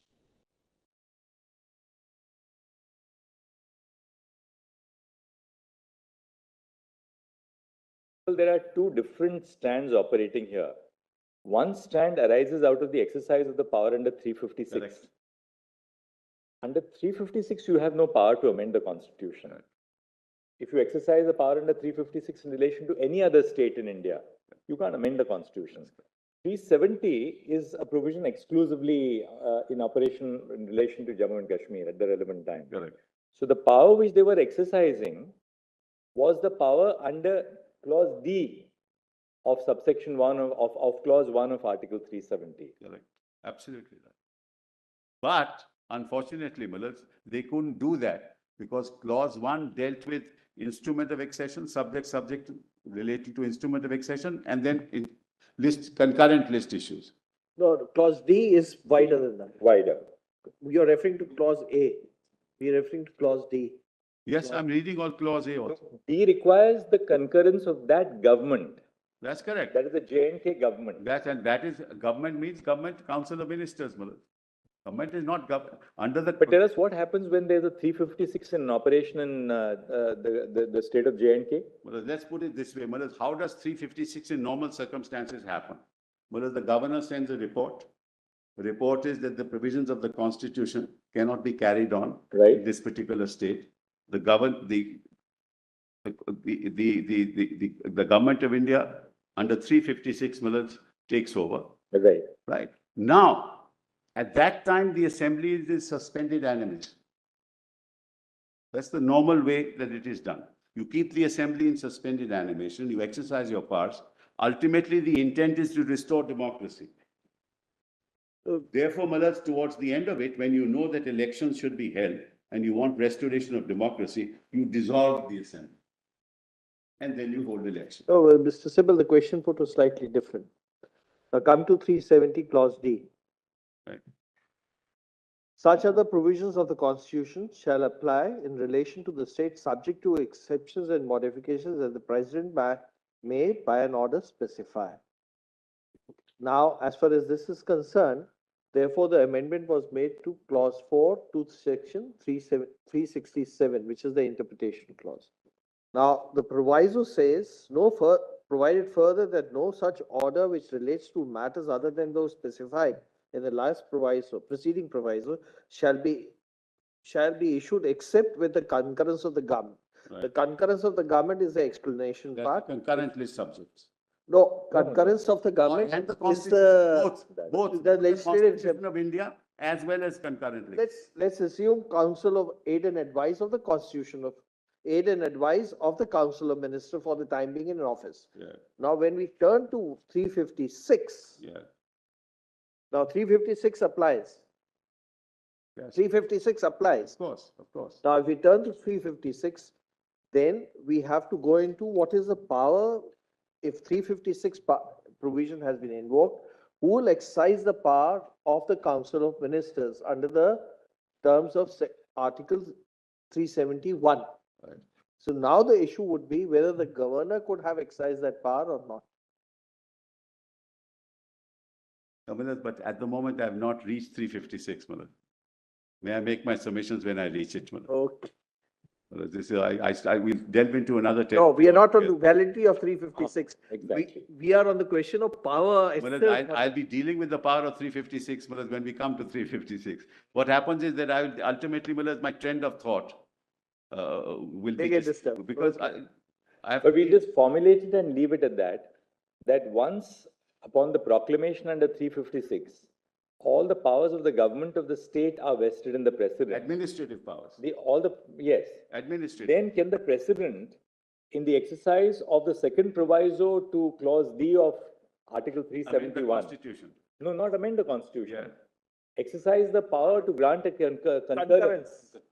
Malad, concurrence, what? Which subjects? Please appreciate. Either the applicability of the Constitution, right, with modifications and exceptions, or Malad's applicability of list in the concurrent list. That's all. That's all that there is. It can't be more than that. And the president has the power to issue an adaptation order. Yes. Under the second proviso to clause D, the president can issue an adaptation order. Correct. When you have a regular government and a legislative assembly in place, you require the concurrence of the government, Correct. right? Yeah. Now, where the power of the government has been vested in the president under 356, it cannot be that the power of the president to issue an order of adaptation is taken away. Correct. Now, who will exercise that power, that power of Let's assume the concurrence? president is, it can't be contrary to clause D of the 373D. It can't be that, Malad. No, but That power can't be exercised by the 370, no, Mr. Sibbal, 370D says that no such order which relates to a matter other than referred to in the last preceding clause shall be issued except with the concurrence of that government. Now, that government means the state government. It means Now, Council of Ministers. Council of Ministers. Now, what happens when a 356 notification is issued? Malad, please. In which case, will we say that that power cannot be exercised at all by the president? I'm going to, I'll answer that then, Malad. Kindly read Malad C and D, such of the other provisions of the Constitution. That is excluding Article 1 and 370. Well, under D, the president has the power to issue adaptations to the constitution, which are all these orders that we are now seeing. Other provisions of the Constitution, it says, D says that, Malad. Right. Much of the other, excluding 1 and excluding 370. This is an amendment of 370 itself. How can the president exercise that power under D? No, we are now looking at the exercise of the power to substitute 367. Yes, but that effectively is the amendment to the Constitution, to The, 370. Mr. Sibbal, the president has the power to amend the constitution or create exceptions by taking recourse to the power under clause D, the second proviso. The president has an unquestioned power to do it. Yes. When there is a government in existence, it is conditioned by the requirement of concurrence. Now, what happens when the government has been superseded under 356? I'm just using superseded in a loose expression. If the government has ceased to exist by the exercise of the power under 356, the entirety of the power of the government is now vested in the But president. even the government cannot change Article 1, 370, whereas Jammu and Kashmir Legislative Assembly can't. You are right, absolutely. Therefore, The executive can't go beyond that. you are right. Therefore, the government also has no power to amend 370 by itself. No, can't change the scheme of 370. Forget about amendment. But 370 itself postulates that it can be abrogated, and 370 says that it can postulate to efface Article 3, then I have no answer. No, Then I have no answer. Mr. Sibbal, the question was slightly different. The question is slightly different. Now, under clause D to section 371, Yes. the president by an order can make modifications to the provisions of the constitution as they apply to that state. Well, please, I'm sorry to interrupt your lordship, but read the first part. Such of the other provisions of this constitution. Correct, I'm coming So to the that. modifications can only be. We have understood that, just for the time being, just leave that argument apart, because one way to interpret clause C to section 3, article 371 is that it is only saying 1 and 370 will certainly apply to the state of Jammu and Kashmir. D refers to such other provisions of the constitution shall apply in relation to the state, subject to such exceptions and modifications as the president may by an order specify. For the time being, we are referring to 367, because the power under 367, there was 367(4), which was applicable even at the time of, in 2019. There was clause 4 of article 367, which was certainly applicable at the time, even in 2019. Yes, yes, Now, if, in order to make modification to that clause, yes. during, when 356 is invoked, what will be the procedure? But that's an interpretation clause. That's not a clause to amend the constitution. I mean, I don't understand, Malad. I mean, obviously, I've gone something wrong in my understanding of the plain reading of the section, Malad. Obviously, I'm completely wrong, but with greatest respect, Malad, that's an interpretation clause. Interpretation clause cannot be amended. No, by interpretation clause, you can't amend 370. That's the power, with great respect, Malad. You can't substitute the legislative assembly, constitute a legislative assembly. What has that got to do with interpretation? What you can't do directly, you can't do indirectly, Maharaj. And where does the president get that power when it says such of the other provisions of the constitution shall apply in relation to the state subject to such, that means other provisions of the constitution, you can have exceptions and modifications, not exception and modification 370. So I will not amend 370, but I will amend 367 to amend 370. Well, with the greatest respect. In your argument on that as well. 367(4), one second, 367(4) was brought in for the first time, not with the constitution, but in 1954. Right? So when 367(4) is brought in, if your argument is right, then the original insertion of 367(4) is also invalid. No. That was interpretation. But this is Damru. That's a case directly on point where your lordships have said governor was always known to be the governor. Sadr-e Riyasat was only the name. The argument was Sadr-e Riyasat prior to 1965 had to be elected. Right. But that straight away had to be elected. But in fact, now the governor was directly appointed by the president, right? He didn't have to be elected. So merely because there's a change of nomenclature, but if you change the substance of 370, considerations would be entirely different. That's the submission. That's held by your lordships. So let's not. There was no fundamental alteration there. Here there's a fundamental alteration. What you can't do directly, your lordships are now saying that let's look at 367. It's hard to find an alleyway to reach a logical conclusion. One can try very hard. But I get lost when I go to my own let's put it very simply. Lost in alleyways. Let's put it very simply.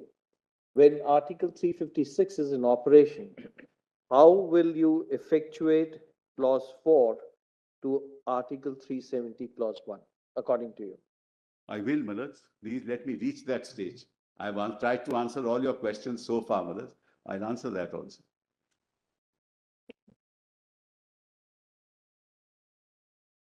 So now we have seen the, that notification of 5th of August and the original Article 367. 370, please remember.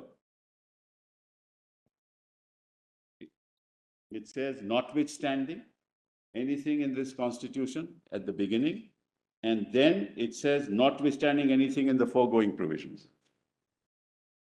356 doesn't begin with that, with a non-obstante clause. It's important to know that even 373 says notwithstanding the above provisions. So it's notwithstanding of notwithstanding. So then how do you exercise that power in any other way? 366 has to be subject to 370. Doesn't say notwithstanding any provision of the Constitution, I can do what I like. Okay, you go back to Malad's, what we tried to get rid of in 1950.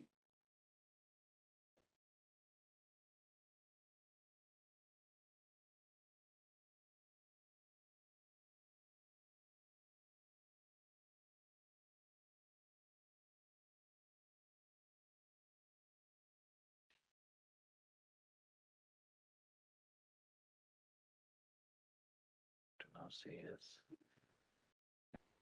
Notwithstanding. But that's why I said, no,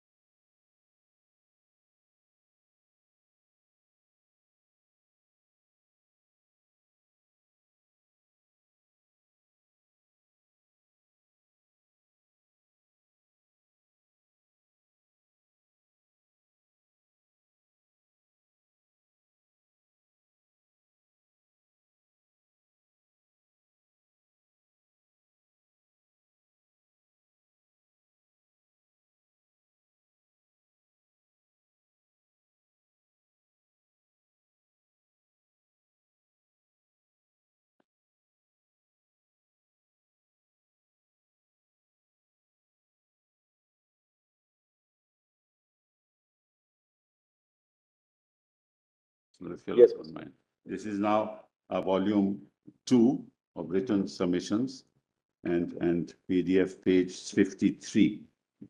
I was at item serial number 73. Volume 2 written submissions. 73 minutes. 5th of August. PDF page 53. So the second paragraph at 70, members of the House raised objection. Just 1 minute.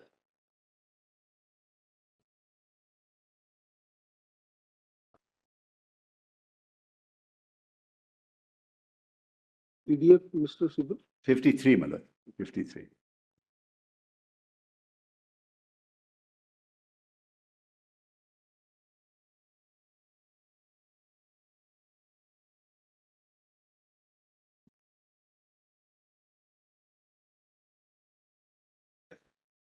Members of the House, my lords have that, raised objections that the bill had not been circulated.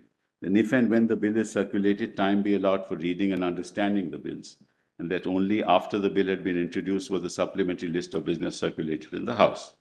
The statutory resolution raised Jammu and Kashmir Reorganization Bill 2019 provided that the President of India had referred the Jammu and Kashmir Reorganization Bill 2019 to this House under the proviso to Article 3 of the Constitution of India. Just let's pause here for a minute.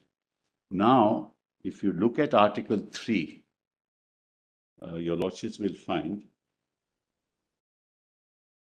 Constitution.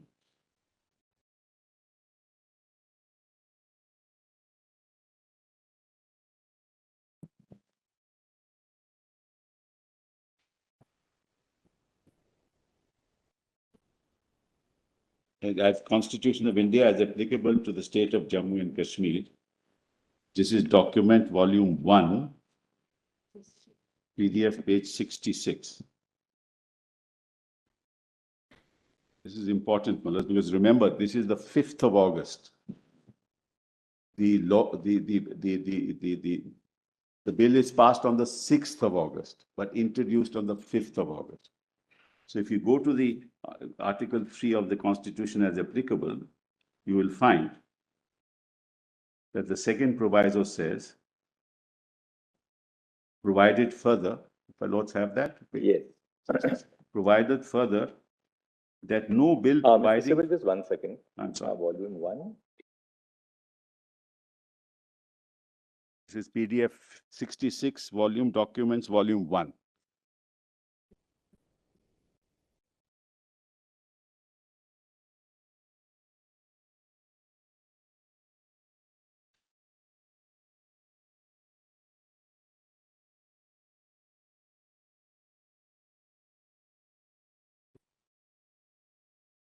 Yes, It says that provided further that no bill providing for increasing or diminishing the area of the state of Jammu and Kashmir or altering the name or boundary of that state shall be introduced in Parliament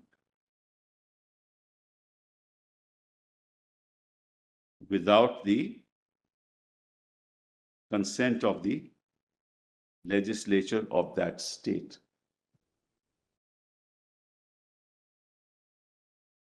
So there is no legislature, there is no legislative assembly. Governor has dissolved on the 21st of November, the assembly. You have to introduce the bill only with the consent, concurrence of the legislature. You introduce the bill contrary to the article. Because he says this is suspended, nothing exists. But by this time it's dissolved. How do you do that? Every executive act is constitutionally flawed, impermissible. It's a violation of the fundamentals of constitutional law.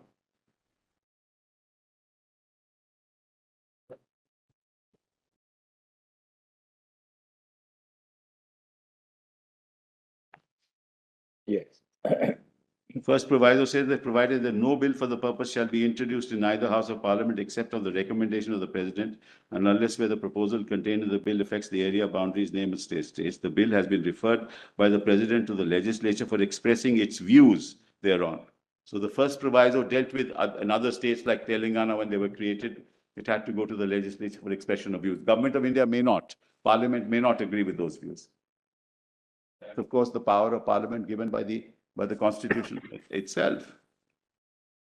So they introduced a bill without the legislative consent.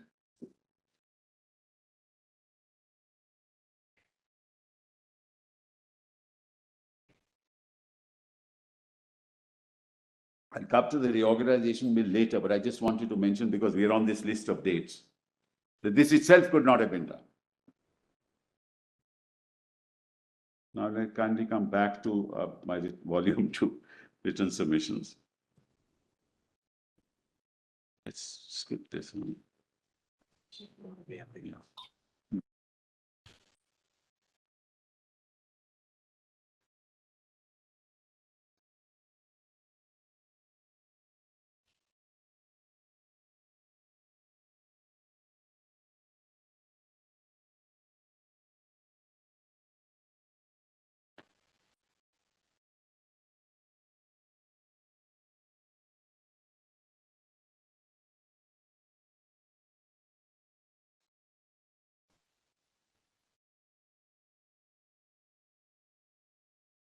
Was not the legislature.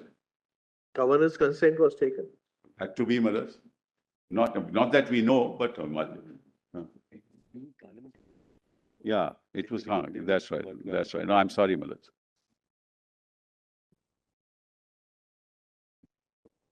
Yeah. Yes. The proviso And then they gave consent themselves, took their own views. Well, they had to take the views of the legislature, they removed the proviso and took their own views. And on the basis of that. That's power. Yes, yes. But give us the sequence. You told us last time, I think 19 December 2018, which was the documents compilation, volume 3, page 92, when the proclamation under 356 was issued, That's right. they 20th suspended the of- provisions of the state constitution and proviso to Article 3 was also suspended. That's right. That's step one, right? That's step one. Then thereafter, President's rule was extended from time to time. yes, On 3rd July, it was extended thereafter. And on 5th August, this happened, 5th of August, 19. 19. So originally, Mullah's 19th of June, just to get 2-3 facts right, 19th of June, Mullah's BJP withdrew support. 20th of June, Governor exercised the powers to keep the assembly in animated suspension. 20th, the very next day, he didn't explore the possibility of a government being formed. Now, he had to necessarily, under the Jammu Kashmir constitution, hold elections within 6 months. When there were some attempts made in December to form a government, November, to form a government between the National Conference as well as PDP, immediately on 19th December, 21st November, he dissolved the assembly. The 6 months were not yet over. So what is the date of that? On 21st of November. 21st of November 2018. 18. He dissolved the assembly. And can you just ask one of your juniors to give us the page reference? I'll do that. Page reference. Because last time some of the other we didn't take. In a second one. My colleagues are adept at that. Volume 3, PDF page 89. Volume 3, PDF page 89. November 21st, 2018, order. Here is what he says is, by virtue of powers vested upon me in terms of proclamation so-and-so 20th June 2018, issued under subsection 1 of 92, and in exercise of powers conferred upon me by clause B of subsection 2 of 53 of the Constitution, I hereby dissolve the Assembly. Then comes 19 December 18, proclamation under 356. That's right. And the president suspends the proviso to Article 3. Correct. That's the next step. Page 92. PDF page 92. Yes, document compilation 3, we got that. Then it's extended till 3rd of July. That's at page 95. PDF page 95. Extension till? For 6 months, Madam. From 3rd of July. And in between 5th of August, this happens, between the 6-month period.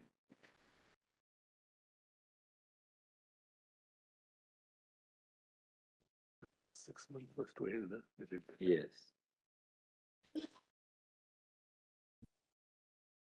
Fifth of August, he introduces it, Madam. First on 5th of August is the amendment order, Madam.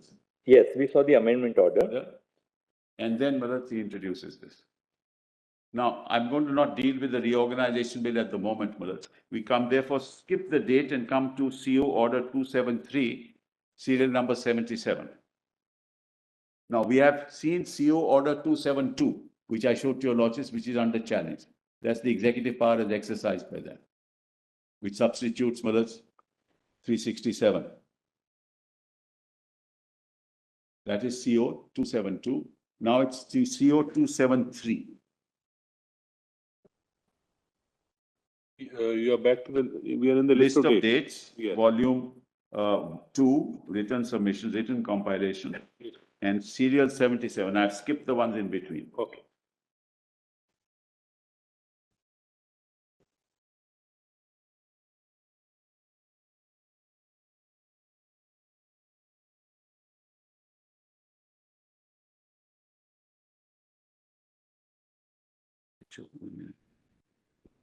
Sure, once I read it.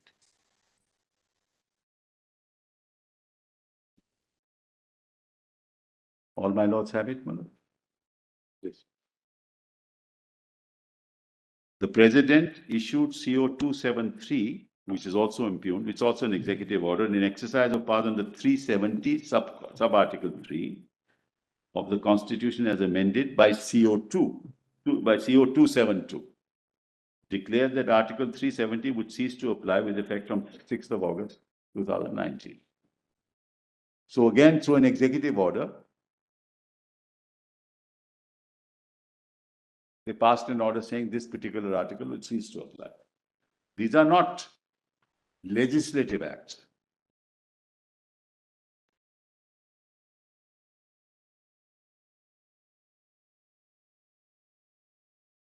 But this is in volume 3, PDF page 103, the documents volume 3.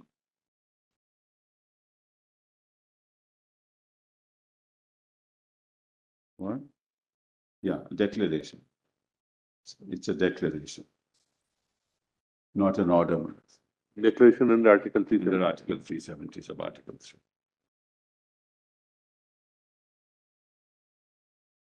How does which power does what power does the president have to make such a declaration?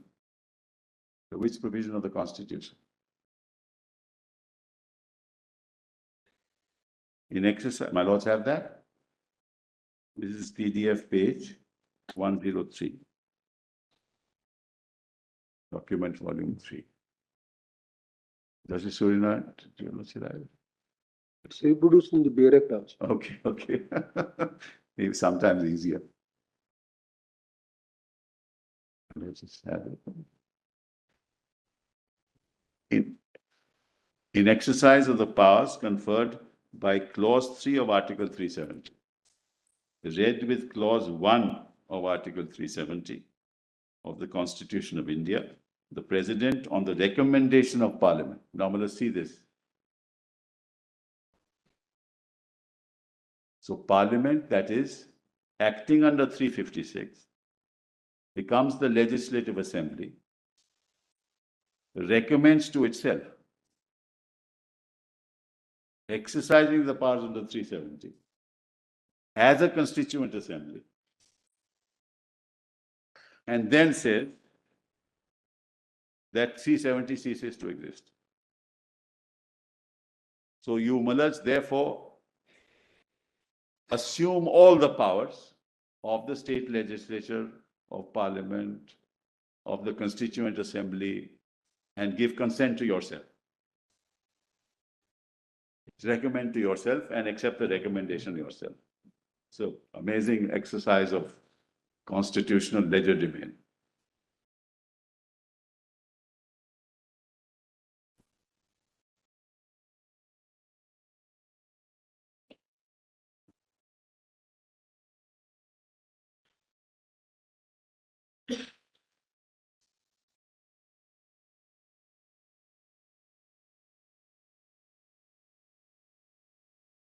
Therefore, he says, Miller, that all clauses of the said Article 370 shall cease to be operative except the following, which shall read as under, namely, all provisions of this Constitution as amended from time to time without any modifications or exceptions shall apply to the state of Jammu and Kashmir, notwithstanding anything contrary contained in Article 152 or 308 or any other article of this Constitution or any other provision of the Constitution of Jammu and Kashmir or any law, document, judgment, ordinance, order, bylaw, rule, regulation, notification, custom or usage having the force of law in the territory of India or any other instrument, treaty or agreement as envisaged under Article 363 or otherwise.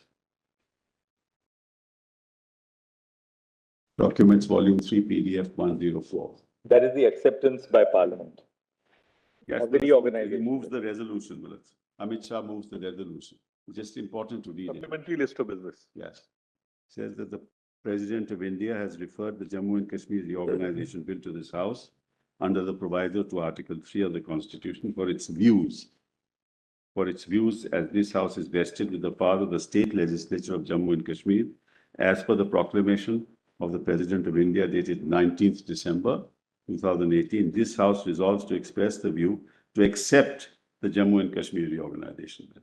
And then, Millards, the speech with the statutory resolution and what he says when he moves it. That's at page PDF 105, that this House recommends. So that's the understanding throughout. This House recommends the following public notification to be issued by the President. An exercise of the powers conferred by clause 3 of 370, read with clause 1 of 370, the President, on the recommendation of Parliament, is pleased to declare that as from 5th August, all clauses of the said Article 370 shall cease to be operated, except clause 1 thereof, which shall read as under, that all the provisions of this Constitution as amended from time to time, without any modifications or exceptions, shall apply to the state of Jammu and Kashmir, notwithstanding anything contrary contained in 152 or 308, or any other article of this Constitution, any other provision of the Constitution of Jammu and Kashmir, or any law, document, judgment, etc. The President has referred the Jammu and Kashmir Reorganization Bill to this House under the proviso to Article 3 for its views. And then the presidential notification, which is page so, 1. just one other thing, and then if your lordships kindly come back to the first CO202, just for a minute, Mullah. What page would that be? Yes, 101, PDF 101. Is it? This document one is what? PDF 101, same document, volume 3, same one. Just above this. Page 494. Yes.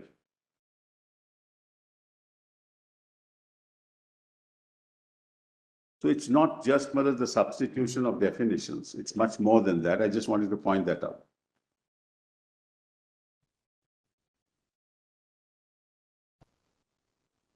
That in exercise of the powers conferred by clause 1 of 370, the President, with the concurrence of the state of Jammu and Kashmir, is pleased to make the following order. He makes that order, and that it shall come into force at once, and shall thereupon supersede the Constitution application to Jammu and Kashmir Order 1954 as amended. So it's not just 367. And then all the provisions of the Constitution as amended from time to time shall apply to the state of Jammu and Kashmir, and the exceptions and modifications subject to which that shall so apply shall be as follows. So will they supersede the 54 order, apply all the provisions of the Constitution, and then the 367. So it's not just the interpretation. That's all I wanted to point out. Now let's kindly come back to the list of dates so that we can, that is written submissions compilation volume 2. Yes. and we were at 77. We've already read 77 in the sense that I have read it from the Amit Shah's, from the Home Minister's, the introduction.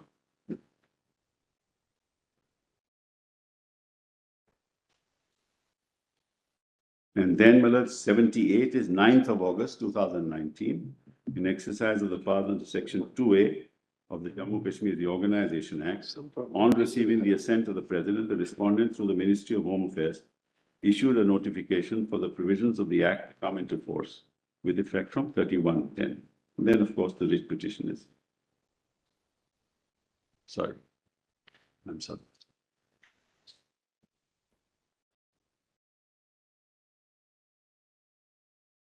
And then the petition, and then 31st of October, pursuant to the notification SO 2A. the bifurcation into Ladakh and Jammu and So Kashmir. that's what happened. So that's all, the facts are concerned. Now, kindly. Yeah. Just, so therefore we are dealing with 3 issues. 356 power, CO202, CO203. 273. Now, just let's keep 3 principles in mind, which are going to be my key submissions.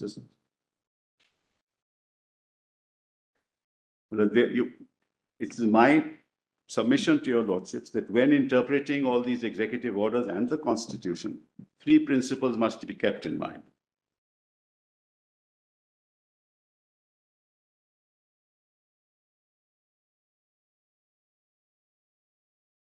Yes. The first is that the clear language of these provisions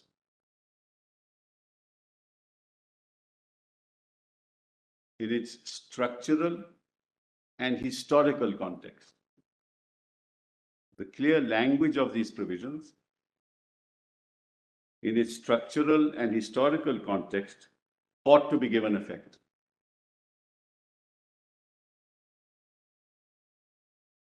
And it is our contention that the language of the provisions is clear, unambiguous, and on its own terms must be given effect. You can't find ambiguity where none exists. So that's the first principle.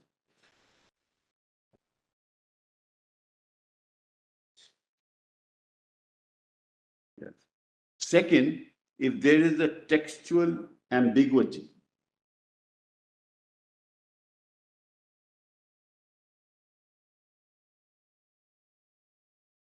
the court should not be adrift in a sea of pragmatism.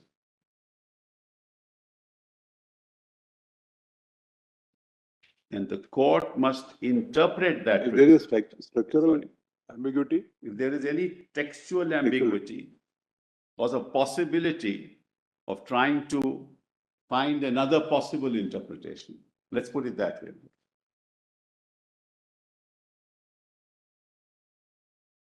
The court should not be adrift in a sea of pragmatism. And Malaj, the interpretation that is more consistent with our constitutional values.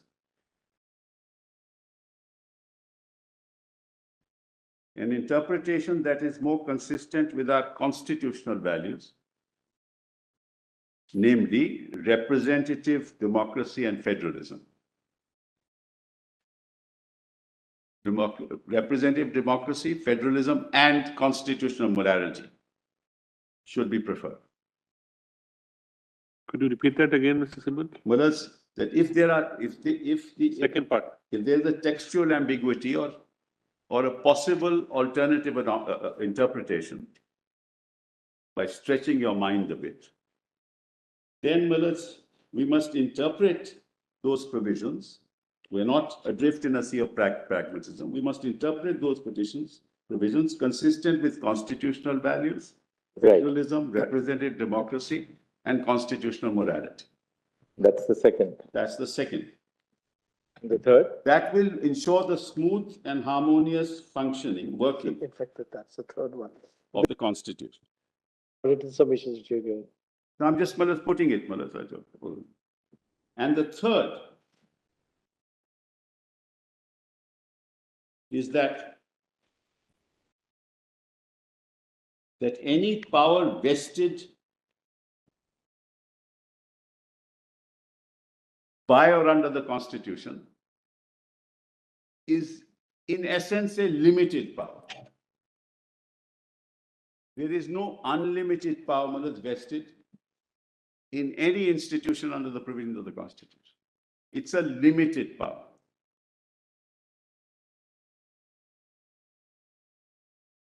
It is limited at the point of time when it is exercised. It is limited at the point in time when it is exercised.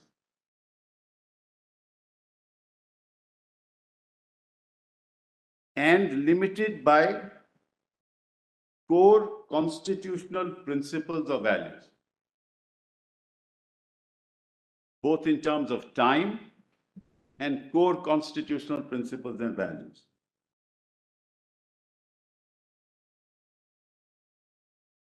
Since no power is absolute. Yes. And therefore must be exercised in accordance with the provisions. This is my fundamental, Malaj, premise, on the basis of which your lordships, I beseech, will try and interpret the Constitution in the manner that I have suggested. Yes. So, Malas, if you look at it from from the standpoint of these principles, and you apply them to Article 3, Article 356, and Article 371D. Apply these to these three articles. This is the exercise of executive power. 356. 371D, Manas. The answers, according to me, are evident.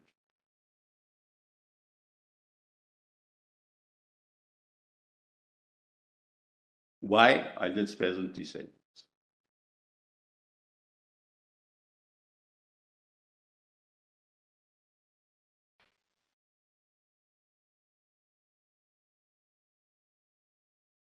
The power under 371D does not extend to abrogating 370.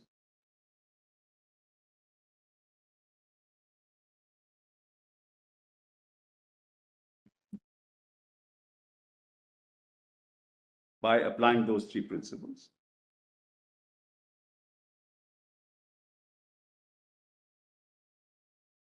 The power under 356, Malas, does not extend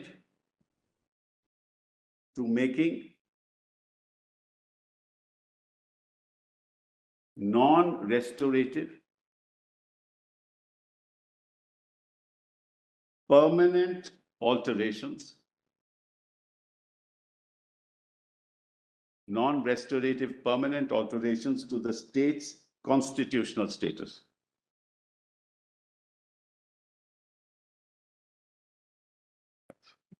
That's on Malas 356. And the power under Article 3 does not extend to effacing the character of the state into a union territory. The power under Section 3, Article 3, does not extend to effacing the character of a state into a union territory. So therefore, it is the interaction. Yes. Interactive dimensions, the interaction of the values of constitutional values and federalism, separation of powers, and democracy itself that are at play. And that's with the greatest respect how, Malas, your lordships, be kind enough, Malas.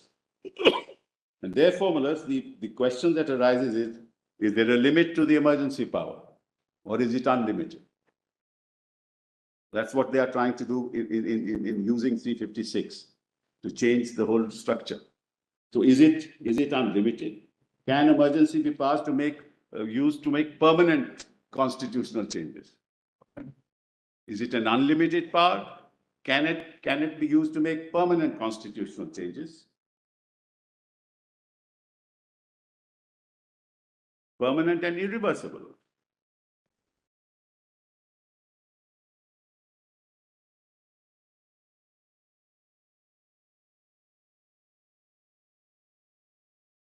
And can the constituent power be equated with ordinary powers?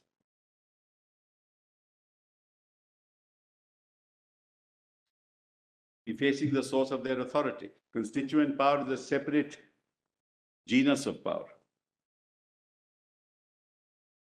Can it be equated with ordinary legislative power? It can't.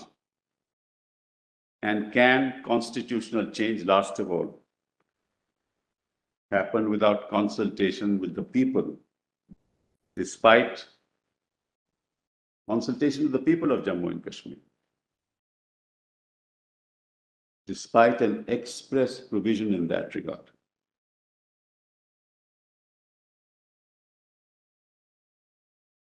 And last of all,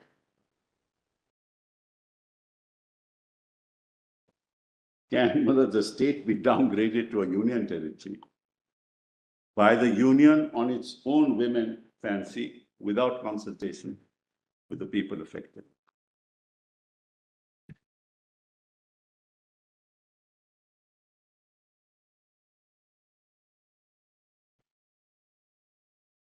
Those are the constitutional parameters that I respectfully state should apply when dealing with this this momentous change that was brought about by exercise of majoritarian executive power.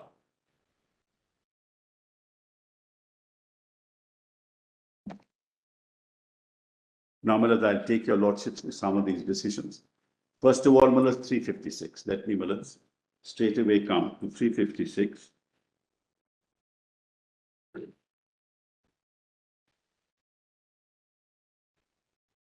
We'll come to Bomai, Malad.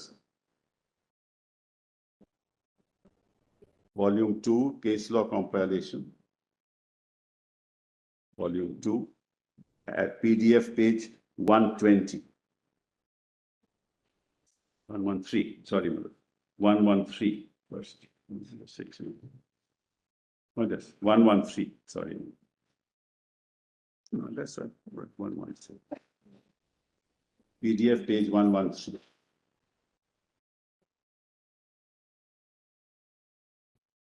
Yeah. Paragraph 96. Volume 2.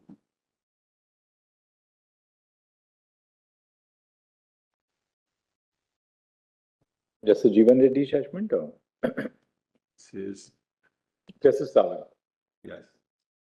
Justice Sawant. Now, the para 96, my lords have that? Yes. It will be inexcusable, it will be an inexcusable error. 113. 113, running page 267. CNC.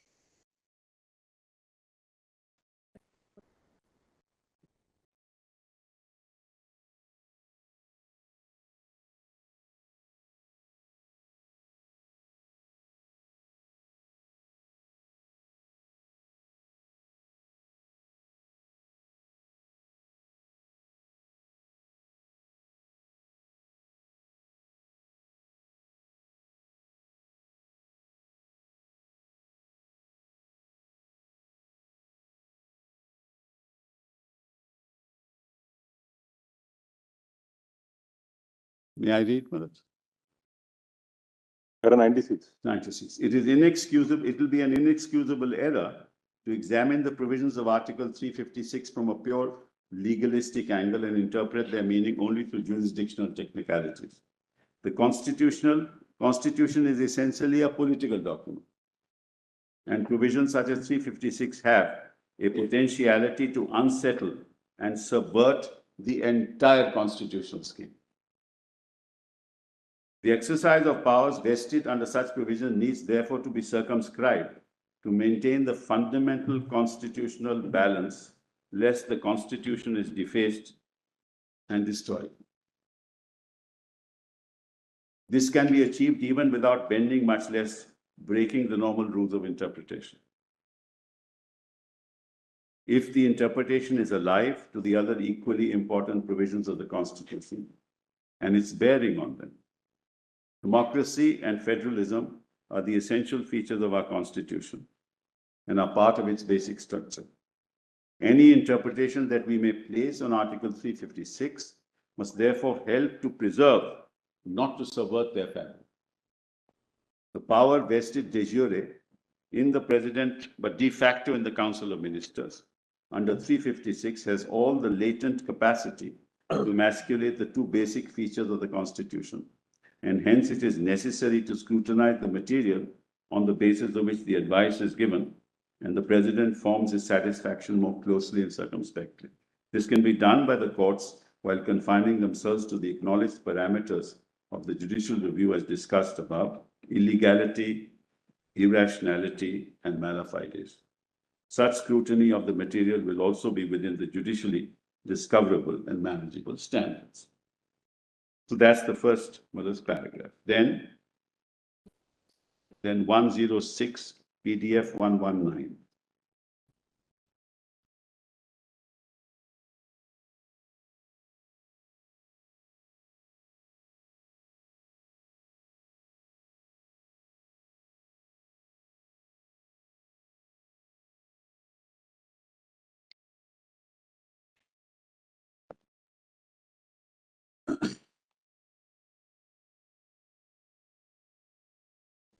Thus, I'm sorry. Thus, the federal principle, social pluralism and pluralistic democracy, which forms the basic structure of our constitution, demands that the judicial review of the proclamation under 356 is not only an imperative necessity, but a stringent duty, and the exercise of power under the said provision is confined strictly for the purpose and to the circumstances mentioned therein, and none else. That's very important. The purpose of 356 is to restore democracy. That is why this is very important. So you must interpret whatever the actions of the government are in the context of that purpose under 356. It also requires that the material on the basis of which the power is exercised is scrutinized circumspectly. In this connection, we may refer to Dr. Ambedkar, what he had to say in reply to the apprehensions expressed by other honorable members of the Constituent Assembly in this context, which also brings out the concerns weighing in the mind of honorable members. In regard to the general debate which has taken place, in which it has been suggested that these articles are liable to be abused, I may say that I do not altogether deny that there's a possibility of these articles being abused or employed for political purposes. So this is not something that I am saying on my own, Madhur. This was envisaged. But that objection applies to every part of the Constitution, which gives power to the center to override the provinces. In fact, I share the sentiments expressed by my honorable friend, Mr. Gupte, yesterday, that the proper thing we ought to expect is that such articles will never be called into operation, and that they would remain a dead letter. If at all they are brought into operation, I hope the President, who is endowed with these powers, will take proper precautions before actually suspending the administration of provinces. I hope the first thing that he will do would be to issue a mere warning to a province that has heard that things were not happening in the way in which they were intended to happen in the Constitution. If that warning fails, the second thing for him to do will be to order an election, allowing the people of the province to settle matters by themselves. It is only when these two remedies fail that he would resort to this article. It is only in those circumstances he would resort to this article. I do not think we could then say that these articles were imported in vain or that the President had acted wantonly. Time and again in the history of this country, 356 has been misused by all regimes.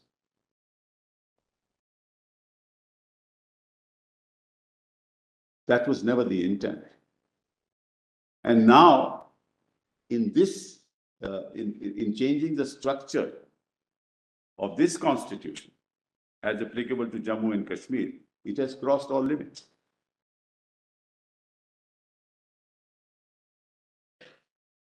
See what happens. 20th of June, Maharaj, 19th of June, sport withdrawn. 20th of June, governor says, and suspended animation.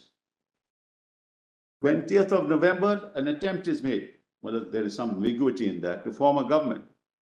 21st November, dissolution. Can't be done without the aid and advice. Then, Maharaj, after 21st November, 19th December. Then 356. Then 3rd of July. Extended. Then 5th of August. Where are the steps for the restoration of democracy?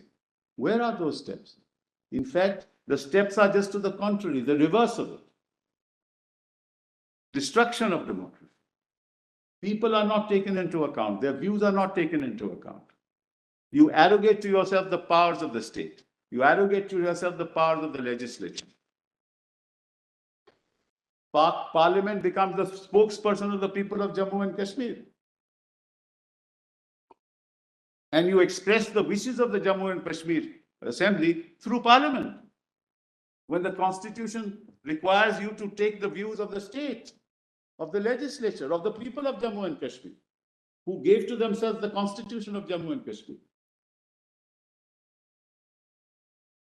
Everything that is done under 356 is contrary to the basic principles of both federalism and democracy, and to the principle of constitutional morality.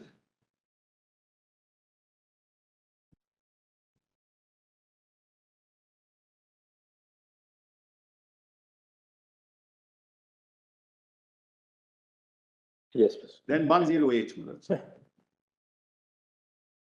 The further equally important question that arises in this context is whether the president, when he issues a proclamation under 356, would be justified in removing the government in power or dissolving the legislative assembly, and thus in exercising all the powers mentioned in subclauses A, B, and C of clause 1 of Article 356, whatever the nature of the situation or degree of the failure of the constitutional machinery.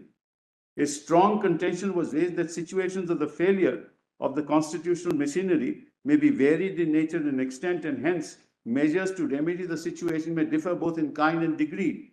It would be a disproportionate and unreasonable exercise of power if the removal of government or dissolution of assembly is ordered when what the situation required was, for example, only assumption of some functions or powers of the state, government of the state, or of anybody or authority in the state under 356(1)(a). This is not the only power that you can exercise under 356. There are incremental steps to be taken. This is not a guillotine provision.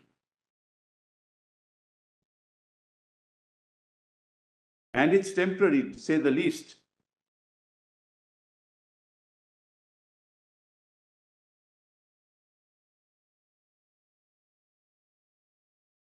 So unless your lordships come down heavily, that 356 is not meant for this purpose.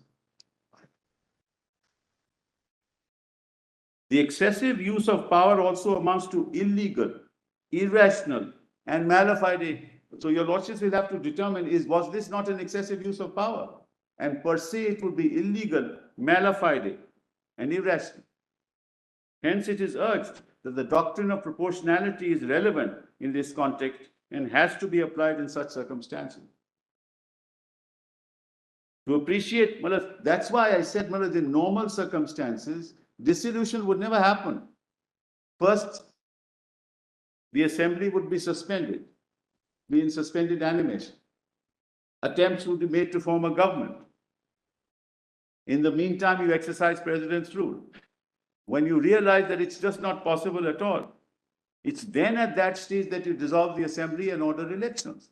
Now you've dissolved the assembly. When did you dissolve it? On 21st of November, 2018. And we are where? In August 2023.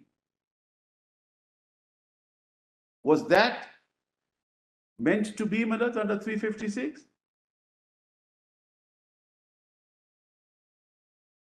Hence, it is urged that the doctrine of proportionality is relevant. To appreciate the discussion on the point, it is necessary to realize that the removal of government and the dissolution of the assembly are effected by the president if he exercises powers of the governor under 164, 174, respectively, under subclause A of Article 356, though that is neither necessary nor obligatory while issuing the proclamation. In other words, the removal of the ministry or the dissolution of the legislative assembly is not an automatic consequence of the issuance of the proclamation. The exercise of the powers under subclauses A, B, and C of 356 may also coexist with the mere suspension of the political executive and the legislature of the state. Subclause C of Article 356 makes it clear. It speaks of incidental and consequential provisions to give effect to the objects of the emergency, of the proclamation, including suspension in whole or in part of the operation of any provision of the Constitution relating to anybody or authority in the state. It has to be noted that unlike subclause A, it does not exclude the legislature of the state. Subclause B only speaks of exercise of powers of the legislature of the state by or under the authority of Parliament. What is further the assumption of only some of the functions of the government and the powers of the governor or of any body or authority in the state other than the legislature of the state under subclause A is also conceivable with the retention of the other functions and powers with the government of the state and the governor or any body or authority in the state. The language of A is very clear on the subject. It must be remembered in this connection that where there is a bicameral legislature, the upper house, the legislative assembly, cannot be dissolved. Yet under subclause B of 356(1), its powers are exercisable by or under the authority of Parliament. The word used there is legislature, not legislative assembly. Legislature includes both lower and upper house, legislative assembly and the legislative council. It is also to be noted that when the powers of the legislature of the state are declared to be exercisable by or under the authority of Parliament under 356(1)(b), it is competent for Parliament under 357 to confer on the President the power of such legislature to make laws and to authorize the President to delegate the powers so conferred to any authority to be specified by him. The authority so chosen may be by the Union or officers and authorities. Legally, therefore, it is permissible under 356, firstly, only to suspend the political executive or anybody or authority in the state and also the legislature, and not to remove or dissolve them. Secondly, it is also permissible for the President to assume only some of the functions of the political executive or of anybody or authority of the state other than the legislature, while neither suspending nor removing them. The fact that some of these exercises have not been resorted to in practice so far does not militate against the legal position which emerges from the clear language of 356. In this connection, we may refer to Dr. Ambedkar had to say on the subject of Constituent Assembly. The relevant extract from his speech is reproduced in para, which I've already read. Hence, it is possible for the President. Therefore, Mothers, we need not read it this really. And then, sorry, Mothers, the last paragraph. However, whether in a particular situation the extent of powers used is proper and justifiable is a question which would remain debatable and beyond judicially discoverable and manageable standards unless the exercise of the excessive power is so palpably irrational or mala fide as to invite judicial intervention. In fact, once the issuance of the proclamation is held and valid, the scrutiny of the kind and degree of power under this proclamation falls in a narrow compass. I just pause here. Whereas on the 21st of November, the governor had no power to dissolve Parliament. He could only do it under the on the aid and advice of the Council of Ministers. So see what they did. They knew that the Council of Ministers would never advise the governor to dissolve. So he dissolved it on his own.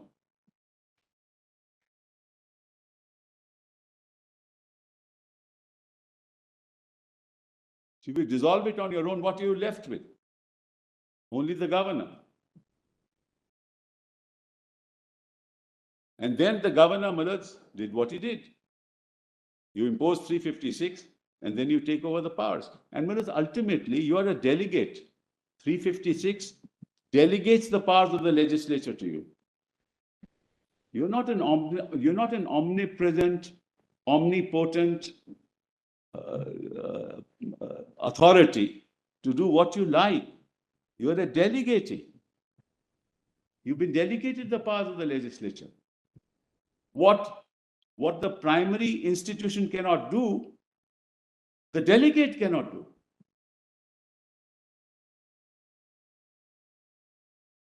So therefore, 356 was an extraordinary provision, allowing a progressive pathway for restoration. So what does that have done with this? Then, Mr. Sibbal, you can perhaps give us the paragraphs, you can read them if they are on the same drift. yes, I'll do. Just give us the paragraphs so I'll that just we'll give you read the them later. I'll give you the paragraph. Volume 2. Whereas therefore there's Justice D.Y Reddy, Which para paragraph? 268 and para 289. Paras 268. 289, PDF 225.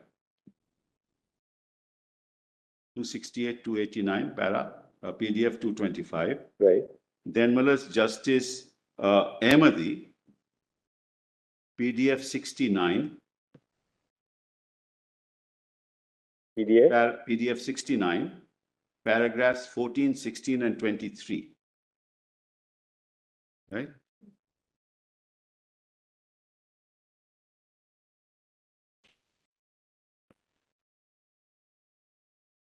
Yes, the rest I've read.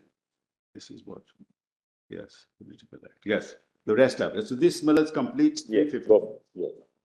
What is the next judgment now? Now. No, we've already read it. Well, yes, there's a speech of Ambedkar on constitutional morality, which I just want to mention.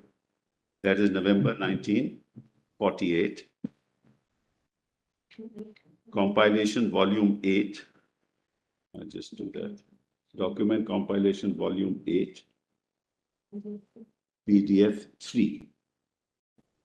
Oh, sorry. 15, 1-5. Sorry.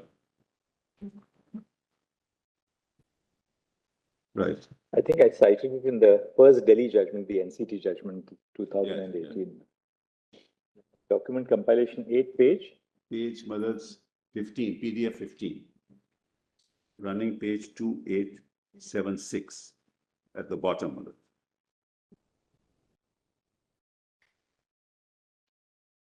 Yes, it's also Yes, quoted, Madhav, in the Delhi matter.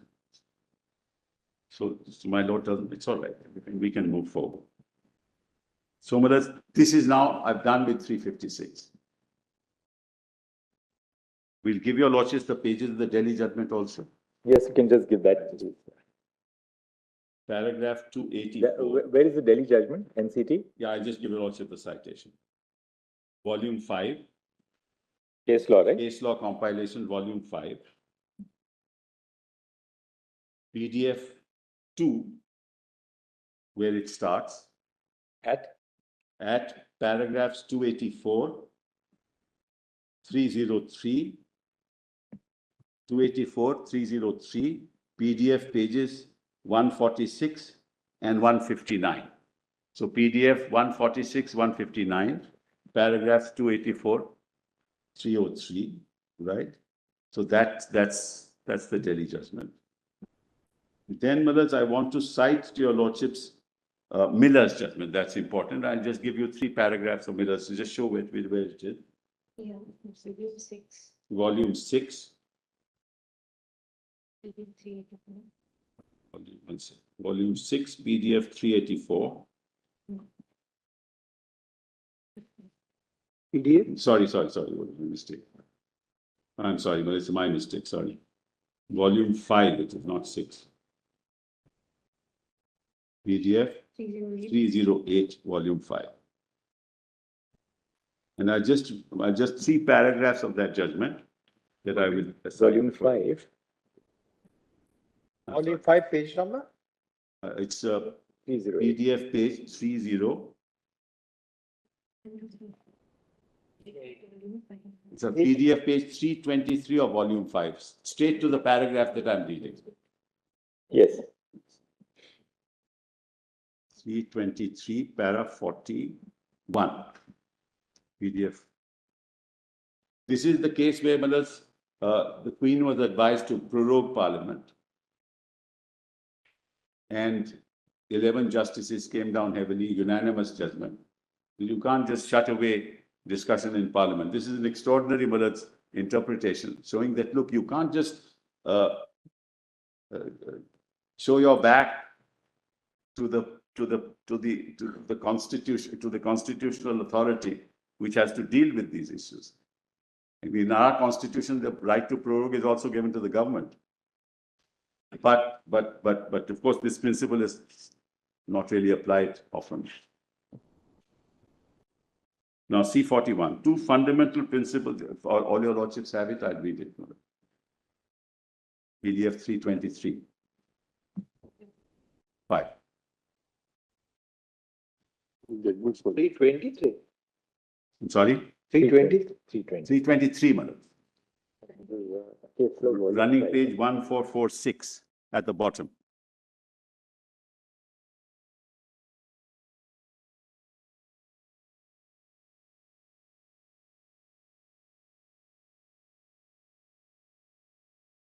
I'm just waiting for Justice Kaul.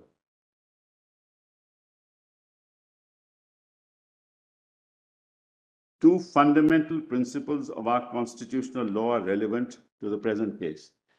The first is the principle of parliamentary sovereignty. That laws enacted by the Crown in Parliament are the supreme form of law in our legal system, with which everyone, including the government, must comply.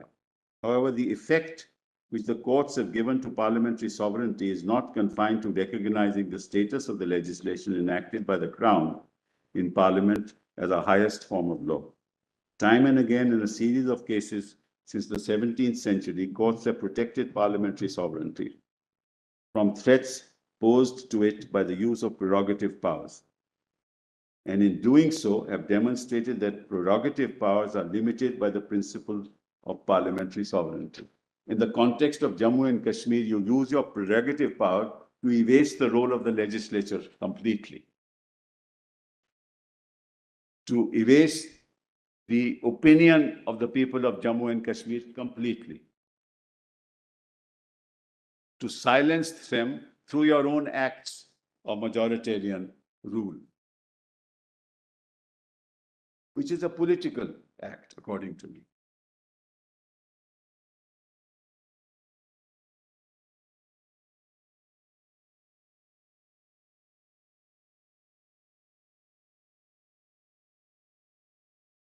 To give only a few examples, in the case of proclamations, the court protected parliamentary sovereignty directly by holding that prerogative powers could not be used to alter the law of the land.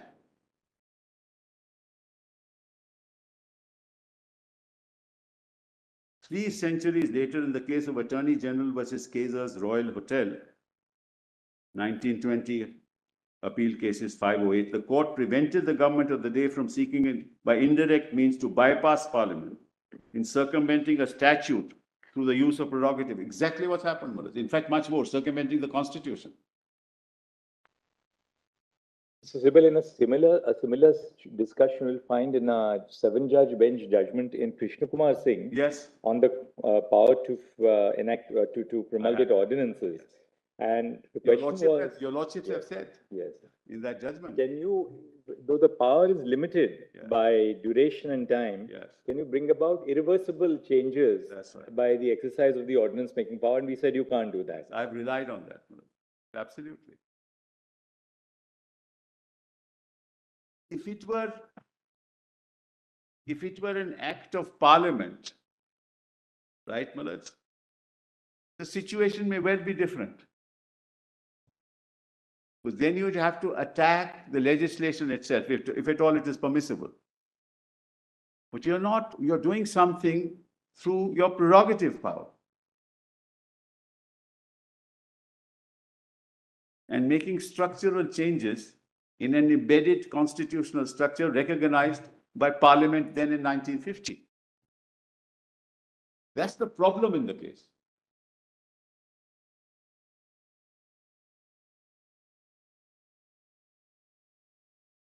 So 3 centuries later, the court... We'll look at this. There's no difficulty. We'll look. Para 42, the first sentence of para 42. 41, and then there are 42, the first sentence is important. 42 and 50. And 50? 50. At page? Which is PDF page 326.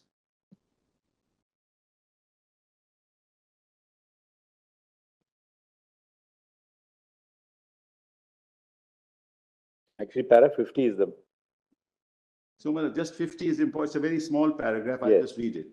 At PDF, page 326. It says, for the purposes of the present case, therefore, the relevant limit upon the power to prorogue can be expressed in this way, that a decision to prorogue Parliament or to advise the monarch to prorogue Parliament will be unlawful if the prorogation has the effect of frustrating or preventing without reasonable justification the ability of Parliament to carry out its constitutional functions as a legislature and as a body responsible for the supervision of the executive. In such a situation, the court will intervene if the effect is sufficiently serious to justify such an exceptional clause. Anyway, so that's I'm done with Nizar. Krishna Kumar, I'll give the citation only because it's your lordship's judgment.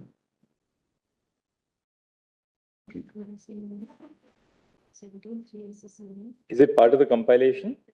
It's volume 21, Malats. Yes, it starts at PDF 2 at that volume, in that volume, volume 21. And the relevant part, PDF page 82, paragraph 101. Para 101. Para 101. And 103, re-promulgation in the present case, as well as 103. And that's PDF 83. PDF 8020. So that's Krishnan Kumar for your lordships. So that's, we've done with this. So this topic now we've done with.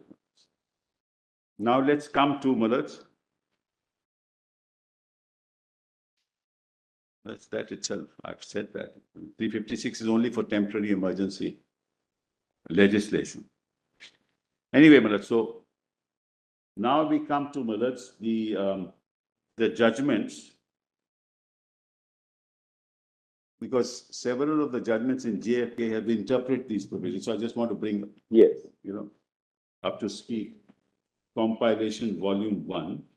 These are judgments on Article 370 itself. That's correct. That's correct.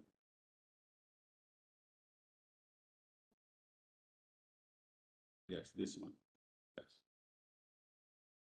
Which is the first judgment? Just give me a minute. PDF page 2, Mullahs. Which volume? This is volume 1 of the judgments, Mullahs. This is Lakhan Pal versus State of Jammu and Kashmir. First man. I intend to finish today, Mullahs, so that Thank you, Mr. Sibbal, for keeping to time. your lordship has been very kind. I was going to tell you at 2 o'clock when we assemble, but sometimes, as a judge, you don't have the heart to do it. No, I am very much. But I'm sure that you will do it. Already sort of perhaps Thank you. tested your patience more than. No, not at all. Which Mullahs, this page, first paragraph. which page?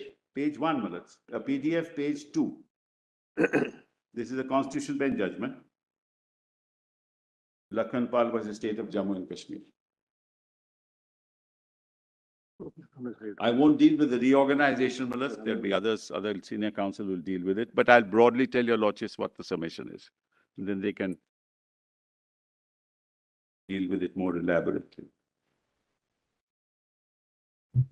The application of a writ of habeas corpus is directed against the state of Jammu and Kashmir, which has by its order dated 4/10/1955 directed the detention of the petitioner under Section 3 of the Jammu and Kashmir Preventive Detention Act, hereinafter referred to as the Act. Originally, the sole respondent impleaded was the state of Jammu and Kashmir.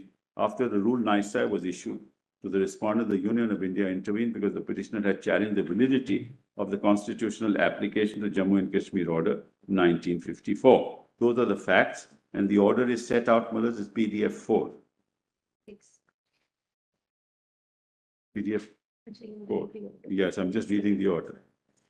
Yeah, that's the order. Whereas the government are satisfied that Lakhan Pal, chairman so-and-so, has a view to preventing him from acting in a manner prejudicial, it's necessary to make the order, and therefore they make the order. Then kindly come to paragraph 4. This order was to remain in force, Mullahs, for 5 years. But it was extended. The petitioner contended that you can't extend this order. That's how the matter came up. So your lordships will find in paragraph 4, Act impugned in this case provides that it shall remain in force for a period of 5 years. Relevant portion is that. So let's skip that, Mullahs. Then kindly come to paragraph 6.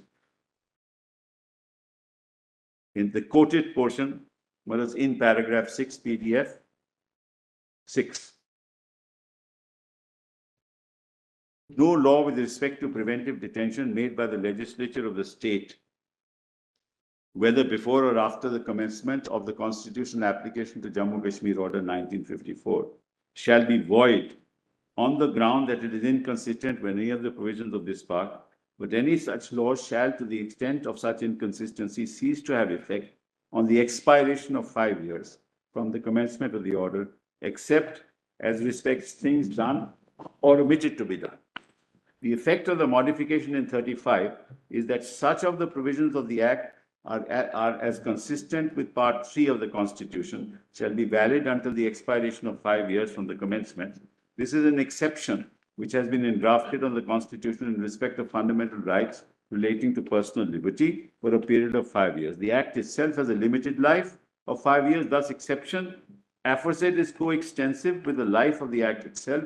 Hence, so long as the Act continues in force in its present form, the provisions of Articles 21, 22, insofar as they are inconsistent with the Act, are out of the way of the respondent, and the petitioner cannot take advantage of those provisions. Therefore, there is no question of the provisions of Section 8 of the Act being unconstitutional by reason of their being inconsistent with 21 and 22. Then paragraph 8. Mullahs, he realized, the petitioner realizing the difficulty, Mullahs. Realizing the difficulty in the petitioner's way in view of the provisions of clause C added to Article 35, the learned counsel for the petitioner faintly suggested that clause C of 35 added by the presidential order was itself bad, as so the argument further ran that provision was in excess of the powers conferred by the president on the president by 370. No attempt was made on behalf of the petitioner to show how the order promulgated by the president was in excess of the powers of 370. It was not contended that the article did not authorize the president to promulgate the order. What was suggested was that the promulgating the order, which the president was authorized to make under 370, had exceeded his powers. This argument was ultimately rejected. So the detention was upheld. Then, Mullahs, the next judgment is Premnath Kaul. This relates to land. Right. Lakhanpal में कुछ खास नहीं है. And Mullahs, paragraph, this is also a constitutional bench judgment. That's Mullahs PDF 8.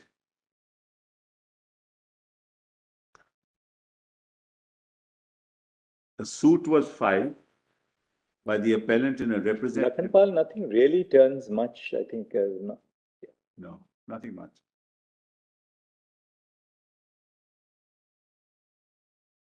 That's right. But then those provisions were extended, Mullahs, from time to time.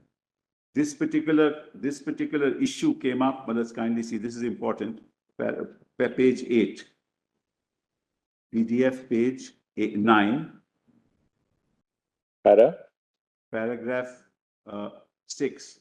Para 6. 6 and 7. What happened was, Mullahs, in dealing with this appeal, it's necessary to relate some detail the events that took place in Kashmir and the constitutional changes which followed them in order to appreciate fully the background. A clear understanding of this background will help us deal with the appellant's case in its proper perspective. In 25, Hari Singh succeeded Pratap Singh as the ruler. It appeared that for some time prior to 34, there was public agitation in Kashmir for establishment of responsible government. Presumably, as a sequel to the said agitation, Hari Singh issued Regulation 1 of 91.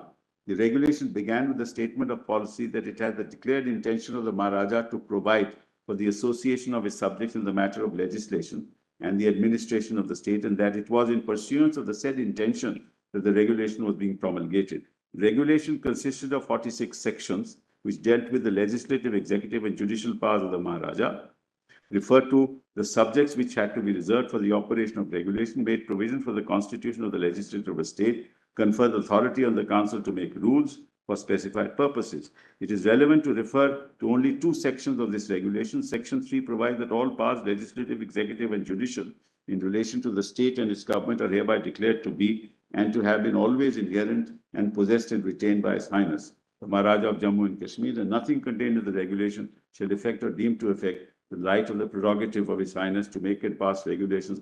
These regulations, passing of these regulations was challenged, and ultimately the court held, but this power is retained by the Maharaja. So therefore you can't really challenge them, despite the fact that, Mullahs, we are in the year 1959. So those powers continued, and ultimately, Mullahs, the court upheld them. Mullahs, kindly see para 12 at PDF 10. Meanwhile, the invasion of the state had created tremendous popular fervor and patriotic feelings in resisting the act of aggression, and this popular feeling inevitably tended to exercise pressure on the Maharaja for introducing responsible and popular government. Maharaja tried to pacify the popular demand by issuing a proclamation on March 8, 1948. By this proclamation, he stated that in accordance with the traditions of his dynasty, he had from time to time provided for increasing association of his people with the administration of the state, with the object of realizing the goal of full responsible government at as early a stage as possible. And he added that he had noted with gratification and pride the progress made so far. and the legitimate desire of his people for the immediate establishment of fully democratic constitution based on adult franchise, with a hereditary ruler from his dynasty as the constitutional head of an executive responsible to the legislature. Remember, by this time, the 1957 Constitution of Jammu and Kashmir had come into play. So the argument was, how do you expect this Maharaja to continue with the power when we have a constitution of our own? So therefore, this power and this proclamation issued by him is bad. It's in that context that the judgment is rendered. It appears that before this proclamation was issued, the Maharaja had already appointed Sheikh Muhammad Abdullah, who was then the popular leader of the people, at the head of the emergency administration. By the proclamation, the Maharaja replaced the emergency administration by a popular interim government and provided for its powers, duties, and functions pending the formation of fully democratic government. Clause 1 of proclamation provides for the composition of the ministry. You lordships may leave that, Malas. I straight away come to para 23. PDF page 14, paragraph 23. This was the contention of the, in the suit, which ultimately came to the Supreme Court. The validity of the act is impeached mainly on the ground that Yuvraj Karan Singh had no authority to promulgate the said act.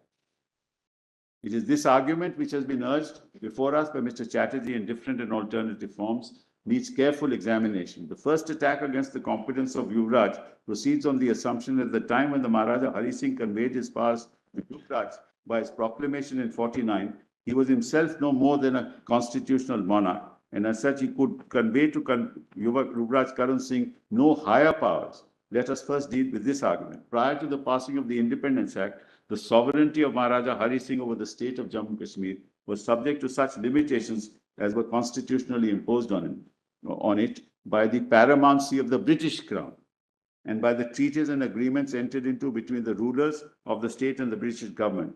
It cannot be disputed that so far as the internal administration and governance of the state were concerned, Maharaja Hari Singh, like his predecessors, was an absolute monarch, and that all the powers, legislative, executive, and judicial, in relation to his state and its governance inherently vested in him.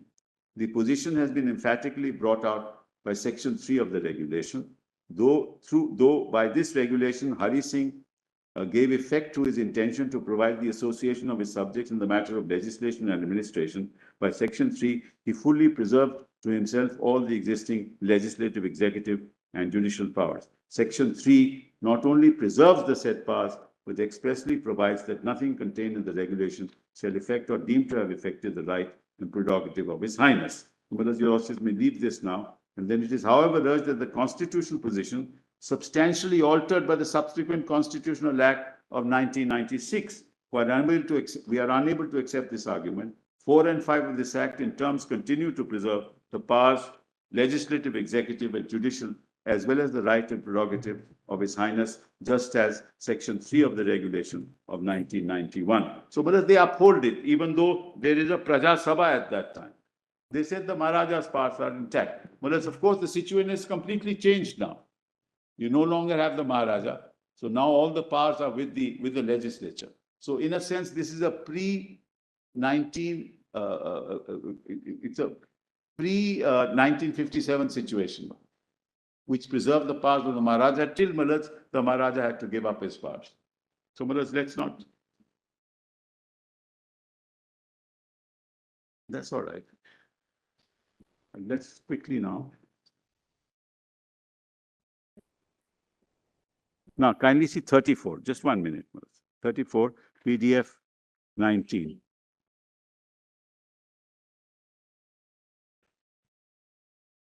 Having provided for the legislative power of Parliament and for the application of the articles of the Constitution, Article 370, Clause 2 prescribes that if the concurrence of the government of the state required by the relevant sub-clauses of Clause 1 has been given before the Constituent Assembly of Kashmir has been convened, such concurrence shall be placed before such assembly for such decision as it may take thereon. This is what I was saying in the morning as well. Even in respect of laws passed, the concurrence of the Constituent Assembly was necessary.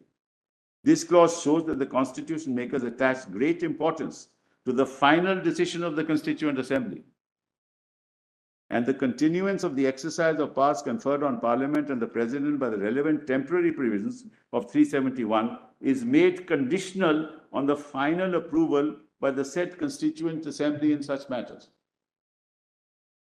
Clause 3 authorizes the President to declare by public notification that this article shall cease to be operative or shall be operative only with specified exceptions and modifications. But this power can be exercised by the President only if the Constituent Assembly of the state makes recommendation in that behalf. This is also a Constitutional Bench judgment. Well, which para is this, Mr. Sibbal? This is para 35, What's the year of the judgment? 1959. Sorry, I'm sorry. Give the year, please. 59. After the Constitution of Jammu and Kashmir comes. And this is a Constitutional Bench judgment. Clause 3 authorizes the President to declare by public notification that this article shall cease to be operative or shall be operative only with specified exceptions or modifications. But this power can be exercised by the President only if the Constituent Assembly of the state makes recommendations on that behalf. Thus, the proviso to Clause 3 also emphasizes the importance which was attached to the final decision of the Constituent Assembly of Kashmir in regard to the relevant matters covered by 370. This is how this court also understood it. The appellant contends that the scheme of this article clearly shows that the person who would be recognized by the President as the Maharaja of Jammu and Kashmir was treated as no more than a constitutional ruler of the state. In regard to matters covered by this article, he could not function or decide by himself and his own discretion. The constitution contemplated by this article had to be with the Maharaja acting on the advice of the Council of Ministers, and the concurrence prescribed by it had to be similarly obtained and given. And that brings out the limitations of the powers of the Maharaja. It is also urged that the final decision in these matters had been deliberately left to the Constituent Assembly, which was going to be convened for the framing of the Constitution of the state, and that again emphasizes the limitations imposed. This argument assumes that under Article 370, sub-Article 1, it is the person recognized by the President as the Maharaja who has to act on the advice of the Council of Ministers in relation to matters covered by 370. But it is possible to take the view that the said clause really indicates that in recognizing any person as the Maharaja of the state, the President has to act on the advice of the Council of Ministers for the time being in office under the Maharaja's proclamation dated 5th March 1948. If that be the true construction of the explanation, then the argument that before the Maharaja is consulted or its concurrence is obtained, he must act on the advice of the ministers would not be valid. We would, however, like to deal with the argument even on the assumption that the construction put by the appellant, the explanation is right, and then they deal with it. On the said construction, the question which falls for consideration is, do the provisions of 370 affect the plenary powers of the Maharaja in the matter of governance of the state? The effect of the application of the present article has to be judged in the light of its objects and its terms considered in the context of special features of the constitutional relationship between state and India. The constitution makers were obviously anxious that the said relationship should be finally determined by the Constituent Assembly of the state itself. Mark these words, please. That it is the main basis and purport of the temporary provisions made by the present article. And so the effect of its provisions must be confined to its subject matter. It would not be permissible or legitimate to hold that by implication the article sought to impose limitations on the plenary legislative powers of the Maharaja. These powers had been recognized and specifically provided by the Constitution Act of the state itself, and it was not and could not have been within the contemplation or competence of the constitutional makers to impinge even indirectly on the said powers. It should be recalled that the instrument of accession, those powers have been expressly recognized and preserved, and neither the subsequent proclamation issued by Ruvraj, adopting as far as it was applicable the proposed Constitution of India, nor the constitution order subsequently issued by the President purported to impose any limitations on the said legislative power. What form of government the state would adopt was a matter which had to be and naturally was left to be decided by the Constituent Assembly of the state. Until the Constituent Assembly reached its decision in that behalf, the constitutional relationship between the state and India continued to be governed basically by the instrument of accession. It would therefore be unreasonable to assume that in the application of 370 could have affected or was intended to affect the plenary power. So, Malad, this is how this court, Constitution Bench of this court, interpreted 370.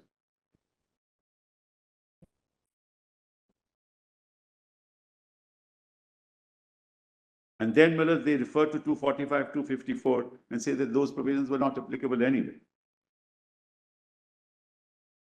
Then it says, it is difficult to see how this article supports the appellant's contention. In fact, it is not easy to appreciate what the application of this article to the state meant. As we've already pointed out, the application of the specified articles to the state was not intended to affect and constitutionally could not have affected the form of government prevailing in the state and the plenary legislative powers of the Maharaja.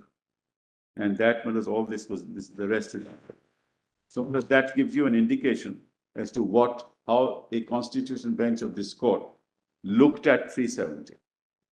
And in the context of the Constituent Assembly, leaving it to the Constituent Assembly to decide upon the relationship between the state and the Union of India at that point in time. The next is Maharaj Lakhanpal Samamas. This is not necessary. This is the second Lakhanpal Maharaj, where Maharaj the detention, again he challenges detention.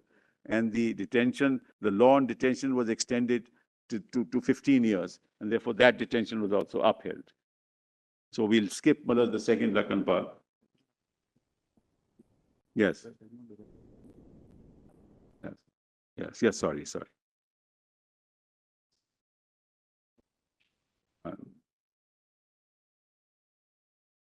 No, it's not detention.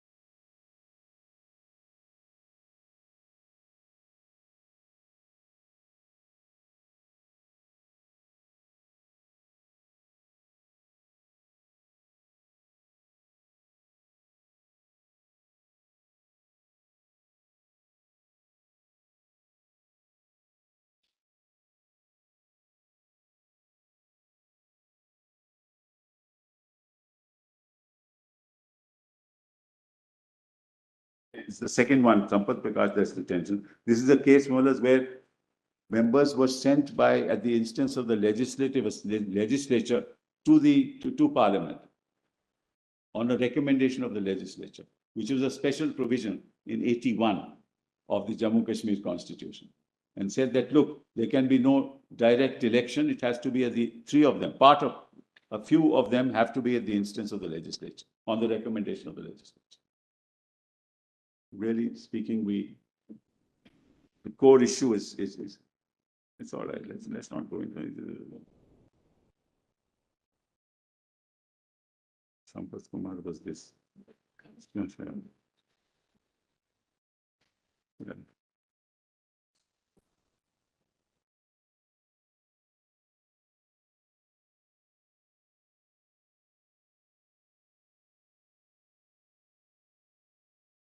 This was a case of detention, again a case of detention. And kindly come to paragraph. And the law of detention was extended from time to time till it was for 15 years at a stretch. And that detention order was challenged. But let's see that PDF 29, paragraph starting the first argument. Yes. Continuation of paragraph 4 at PDF 28. He challenged his detention order, and the first argument he made was the following. PDF 29, what's the time? Finish.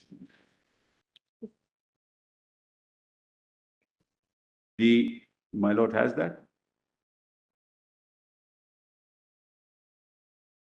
They say that the power of the president to make modifications is of the widest amplitude. That's Lakhanpal. That's Lakhanpal. Yeah. Lakhanpal 2, right?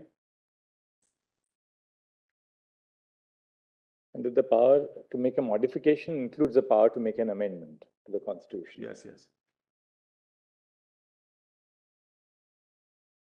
And that is also with the concurrence, Maharaj. It's not without concurrence. That's not without concurrence, Maharaj. Yes, that's right. That concurrence was not an issue there. Just saying, Malad. It's not in the absence of concurrence. It's Obvious. But 368 is therefore not really applicable as well. Because you're not amending the main constitution. That's right. Absolutely right. Doubtable.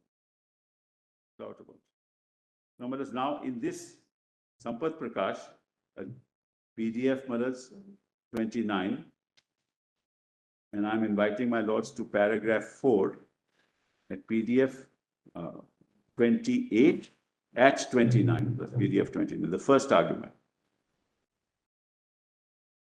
The first argument, I know if my lord has that. The first argument was that this article contained temporary provisions which ceased to be effected after the Constituent Assembly convened for the purpose of framing the Constitution of Jammu and Kashmir had completed its task by framing the Constitution of that state. Reliance was placed on the historical background in which Article 370 was included in the Constitution to urge that the powers under the article were intended to be conferred only for the limited period under the Constitution of the state was framed, and that the President could not resort to them after the Constituent Assembly had completed its work by framing the Constitution of the state. The background of the legislative history to which reference was made was brought to our notice by learned counsel by drawing attention to the speech of Gopalaswamy Iyengar, which your lordship read, when he moved in the Constituent Assembly clause 306A of the bill, which now corresponds to 370. It was stated by him, the conditions, I'll leave that out, Mullah. Then, further down, Mullah, after those 7 items, learned counsel urged that in this background, 370 of the Constitution could only have been intended to remain effective until the Constitution of the state was framed and the will of the people of Jammu and Kashmir had expressed. And thereafter, this article must be held to have become ineffective. So that the modifications made by the President in exercise of the powers under this article, subsequent to the enforcement of the Constitution of the state, would be without any authority of law. The Constitution of the state came into force on 26 January 56, and therefore the 2 orders, 59 and 64, passed by the President in perpetuate exercise of power under 370 were void. It was also urged that the provisions of Clause 2 of Article 370 support this view. It would also urge that the provision support this view because it directs that if the concurrence of the government of the state is given under para 2 of subclause B of clause 1, or under the second proviso to subclause D of that clause before the Constituent Assembly for the purpose of framing the Constitution of the state is convened, that concurrence had to be placed before such assembly for such decision as it may take thereon. From this, it was sought to be inferred that the power of the President, depending on the concurrence of the government of the state, must be exercised before the dissolution of the Constituent Assembly of the state, so that the concurrence could be placed for its decision, and that power must be held to cease to exist after the dissolution of the Assembly. Were not impressed with either of these 2 arguments advanced by Ramamurthy. So far as the historical background is concerned, the Attorney General, in appearing on behalf of government, relied on it to urge that the provisions of 370 should be held to be continuing in force. This is important. Continuing in force, because the situation that existed when this article was incorporated in the Constitution had not materially altered. And the purpose of introducing this article was to empower the President to exercise his discretion in applying the Indian Constitution while that situation remained unchanged. There is considerable force in this submission. The legislative history of this article cannot in these circumstances be of any assistance for holding that the article became ineffective after the Constituent Assembly of the state had framed the Constitution. And then, Mullahs, ultimately, para 7 is important. There are, however, much stronger reasons for holding that the provisions of this article continued in force and remain effective even after the Constituent Assembly of the state passed the Constitution of the state. The most important provision in this connection, kindly note that, is contained in clause 3 of the article, which lays down that this article shall cease to be operative or shall be operative only with such exceptions and modifications, and from such date as the President may specify by public notification, provided that the recommendation of the Constituent Assembly of the state referred to in clause 2 shall be necessary before the President issues a notification. Well, that's what I was trying to tell my Lord Justice Khanna. Before, this is a Constitution bench judgment.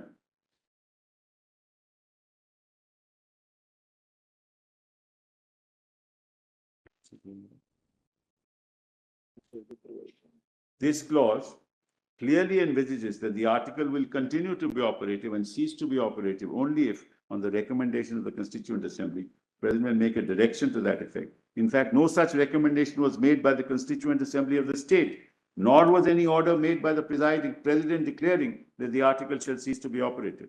On the contrary, it appears that the Constituent Assembly of the state made a recommendation that the article should be operative, with one modification to be incorporated in the explanation of Clause 1 of this article. This modification in the article was notified by the President by the Ministry of Law, CO 44 dated 15 November 52, and laid down that the 17th November 52, the article was to be operative with substitution of the new explanation for the old explanation as it existed at that time. This makes it clear that the Constituent Assembly of the state did not desire this article should cease to be operative, and in fact expressed its agreement to the continued operation of this article for making a recommendation that it should preserve. That's 1 minute. Yeah.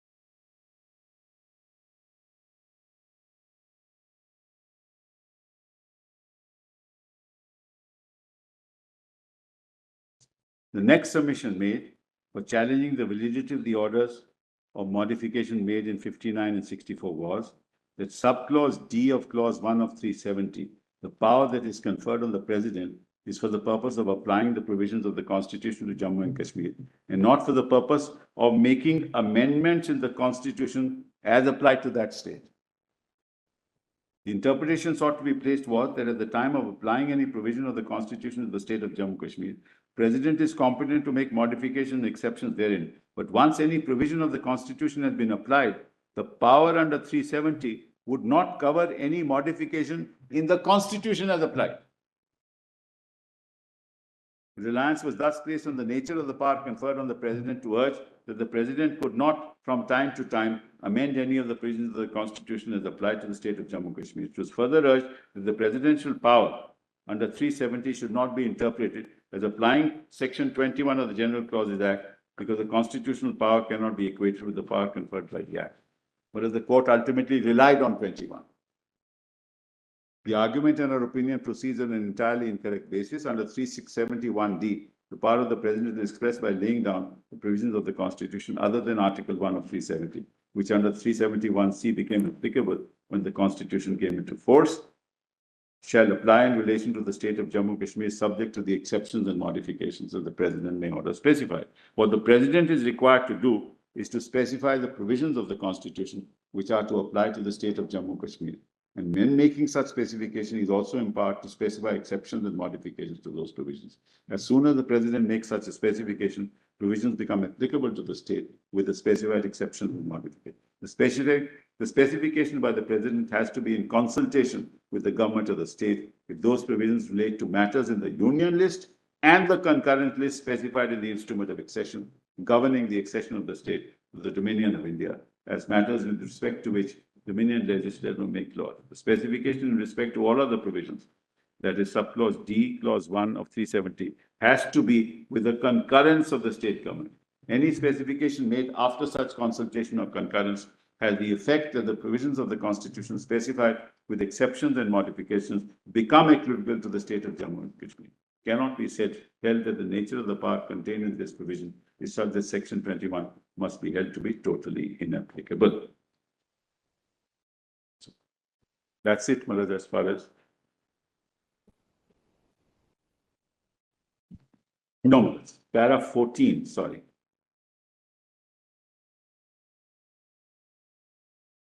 It was also urged, para 14, PDF Madas 33.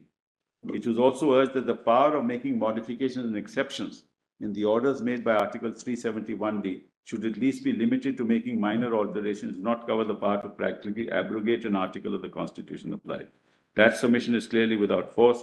Challenge to the validity of 35C introduced to the Constitution as applied to Jammu Kashmir on this ground was repelled by the court in Dakhanpal. Subsequently, the scope of the powers of making exceptions and modifications was examined. So, Madam, as long as the exceptions or modifications are made with consultation or concurrence, depending on the instrument of accession or the concurrent list matters, Madam, there's no issue at all. The President could do it. But beyond that, no. Madam, now, therefore, now this is the case that the other side is relying upon, that was C67. This is the important case. That is PDF 36, same volume. Makbul Daman.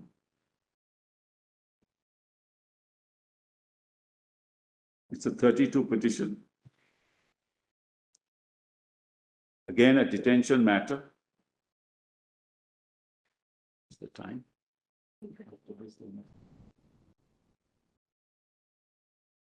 Yes, then I'll finish. After this, I'll touch for 5-10 minutes on the Reorganization Act. The rest others will do. I have done.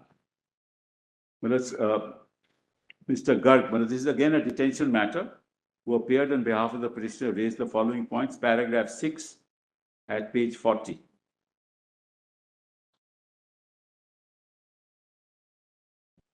Very inspirational lawyer, Mr. Garg was. Yeah. He would be sitting at the back of this court and pretend to be sleeping when he would suddenly wake up. He would suddenly wake everybody up, including himself. And he'll tell the court that they were wrong or they were right. An amazing personality.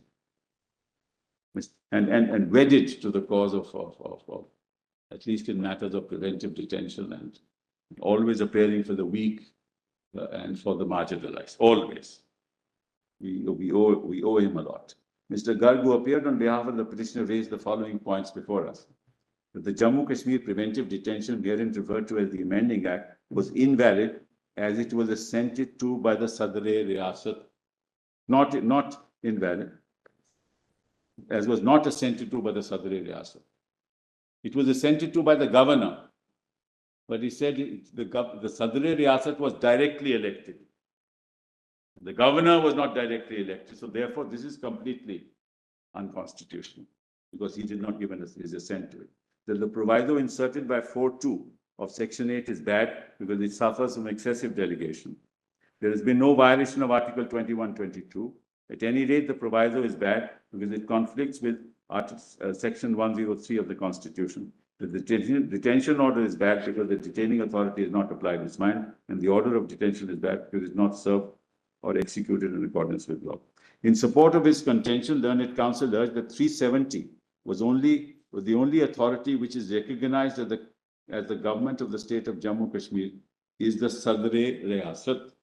370 contemplates that Sadr-e-Riyasat would be the head of the state of Jammu Kashmir, and Jammu Kashmir Assembly had no power to abolish the office of Sadr-e-Riyasat. He further urged that Section 147 of the Constitution, which I have read to your Lordship, also contemplates that the Sadr-e-Riyasat shall exist and be the head of state. He urged that the only possible way of getting rid of the Sadr-e-Riyasat would be to amend the Constitution of India as applied to Jammu Kashmir. The Attorney General who appeared on behalf of the government, Mr. Chagla, who appeared for the state, contended that the Constitution of Jammu Kashmir, which had received the assent of the Sadr-e-Riyasat, validly amended the Constitution of Jammu Kashmir and validly provided for appointment of a governor in place of Sadr-e-Riyasat, and therefore the governor was competent to give assent to the Jammu Kashmir preventive detention. That was this limited issue, that the Sadr-e-Riyasat was directly elected, governor was appointed, the Sadr-e-Riyasat never gave his consent, therefore this detention law where the governor gave consent is bad. Then straight away, 13 minutes. Paragraph 13 at PDF 42. On January 26, 1950, the constitutional application of Jammu Kashmir Order 1950 was made by the President. On April 20, 1951, the Maharaja of Jammu Kashmir issued a proclamation in pursuance of which the Constituent Assembly of Jammu Kashmir was convened on November 551. On June 10, 1952, the principals of the Committee of Jammu Kashmir's Constituent Assembly submitted an interim report in para 14. The Constituent Assembly by a resolution adopted these recommendations. The following part of the resolution is relevant. Now, therefore, in pursuance of the resolution dated 12 June 52, and having considered the report of the drafting committee, this assembly resolved that the head of the state shall be the person recognized by the President of Union on the recommendations of the Legislative Assembly. Later on, Mullah, it was directly appointed. Sorry? Oh, I see. I'm sorry. The head of state shall be the person.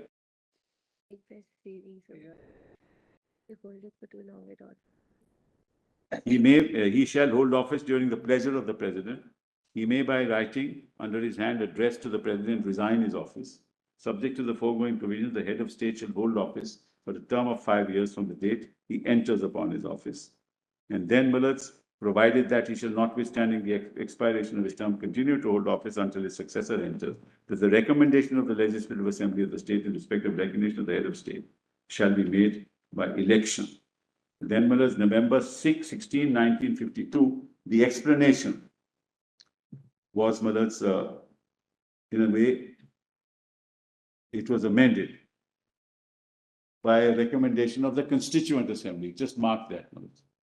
In exercise of the powers conferred by this article, the President, on the recommendation of the Constituent Assembly of the state, declared that as from 17th day of November, the said 370 shall be operative, with the modification that for the explanation in clause 1 thereof, the following explanation is substituted.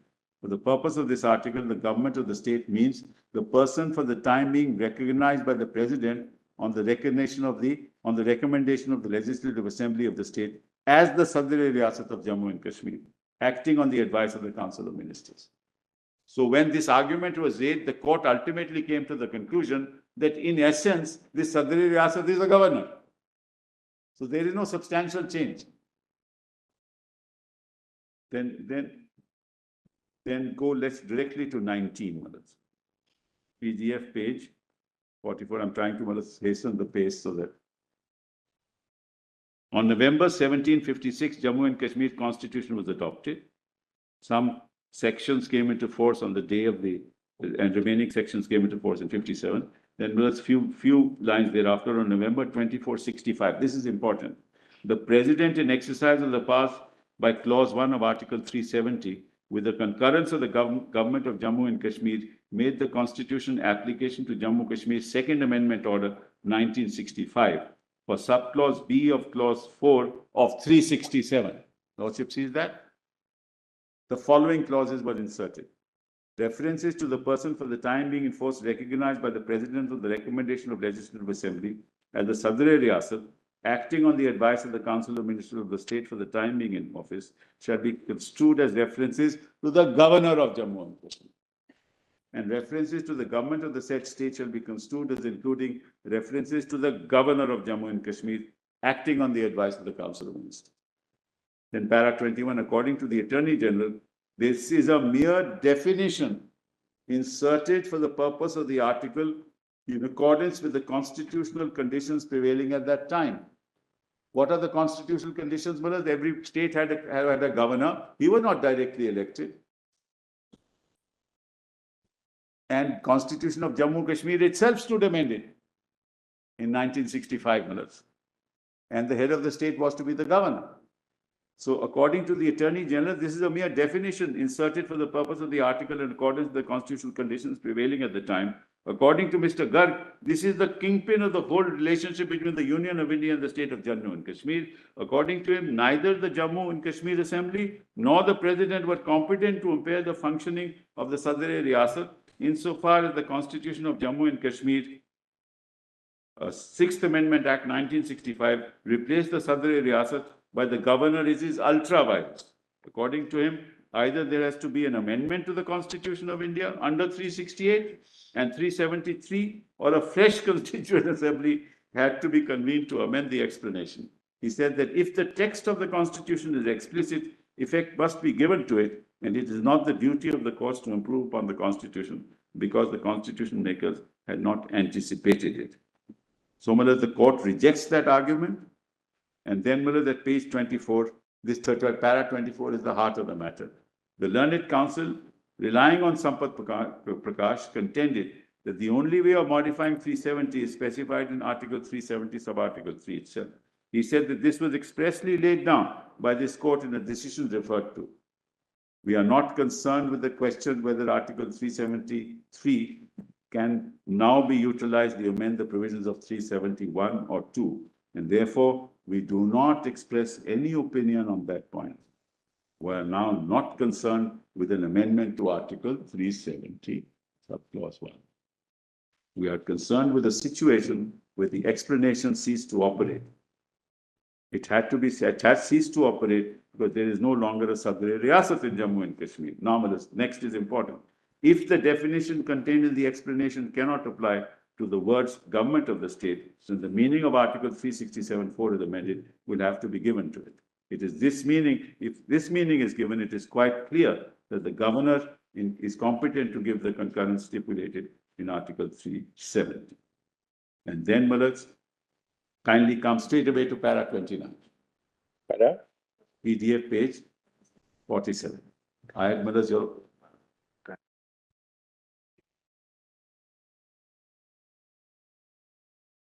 PDF page 47. If we had regarded this as an amendment to Article 370, Clause 1, then we would have had to consider whether the amendatory powers had been validly exercised or not. But as we have said, we're not concerned with that question. Which para is this? This is 29. 29. Yes. So clearly, Manas, Jammu is not for a proposition that you can amend 370 in this process by virtue of 367(4).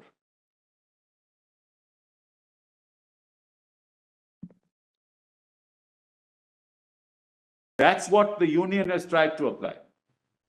That Jammu has already decided this issue. So, Mullahs, now I am finished with the judgments also. Now I'm left with the last, which I'll finish by 4 o'clock. 15 more minutes. That's the reorganization. That's the Reorganization Act. Now, Mullahs, let's go to the, first of all,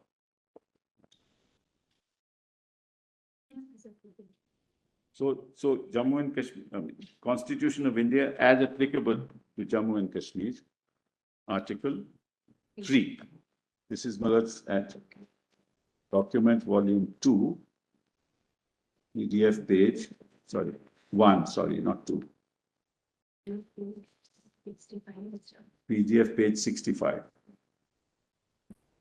Article 3, Mullahs.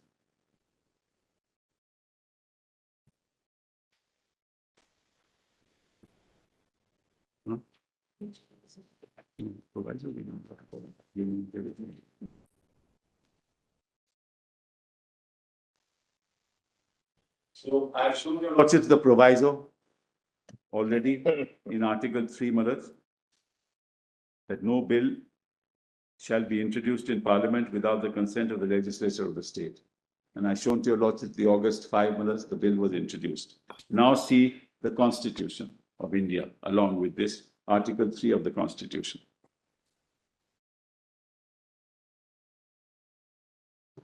I'll just make a brief argument so that Mullahs, then others can, if they so choose, which they will, I'm sure. Article 3, right?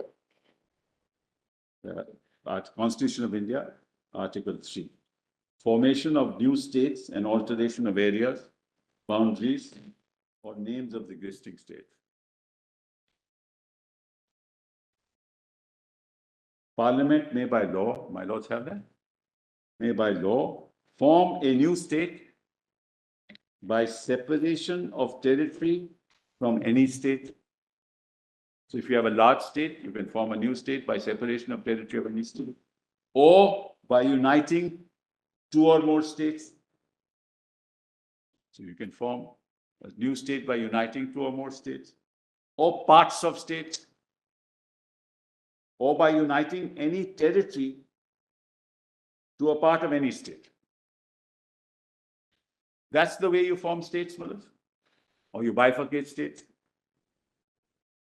Increase the area of any state, diminish the area of any state, alter the boundaries of any state, alter the name of any state. Provided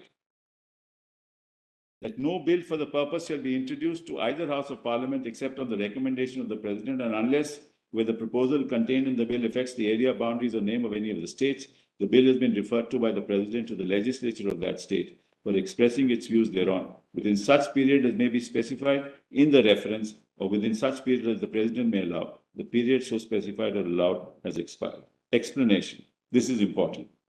In this article, in clause A to E, state includes a union territory, but in the proviso, state does not include a union territory. The power, then explanation 2, the power conferred on Parliament by clause A includes the power to form a new state or union territory by uniting a part of any state or union territory to any other state or union territory. Normally, if you're going to read in explanation 1, state includes a union territory. Let's go back to the definition now. Let's see how it fits in. So now you say, form a new union territory. Let's read the word instead of state as union territory.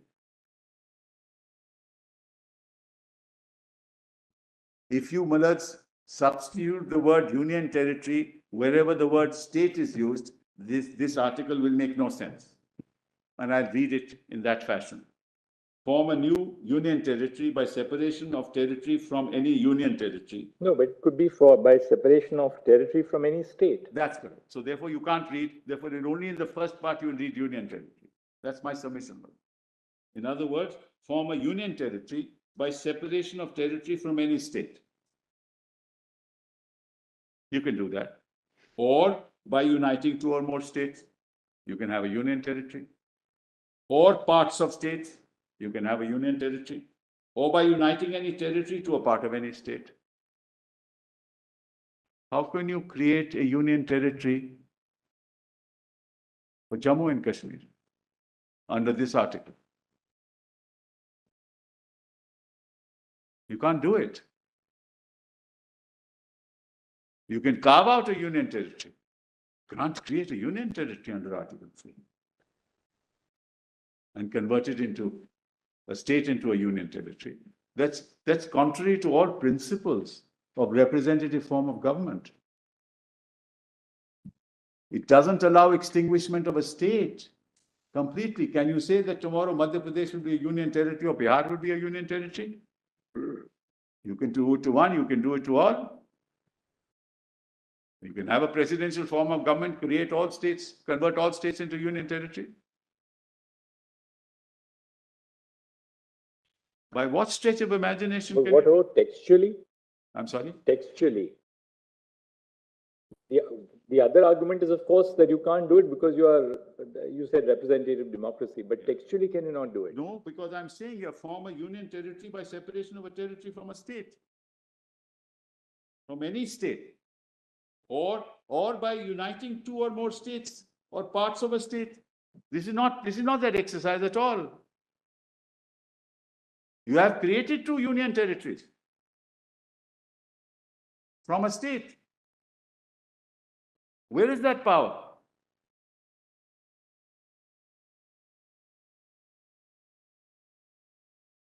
Well, there are multiple categories. What they've done doesn't fall in any of these categories.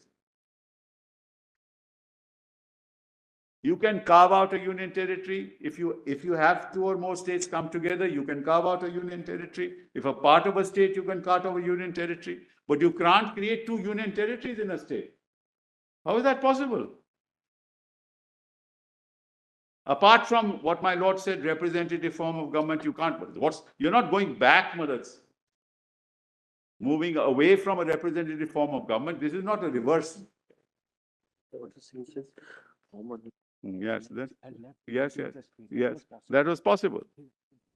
Whereas you could have kept Ladakh, as a union. I'm sorry.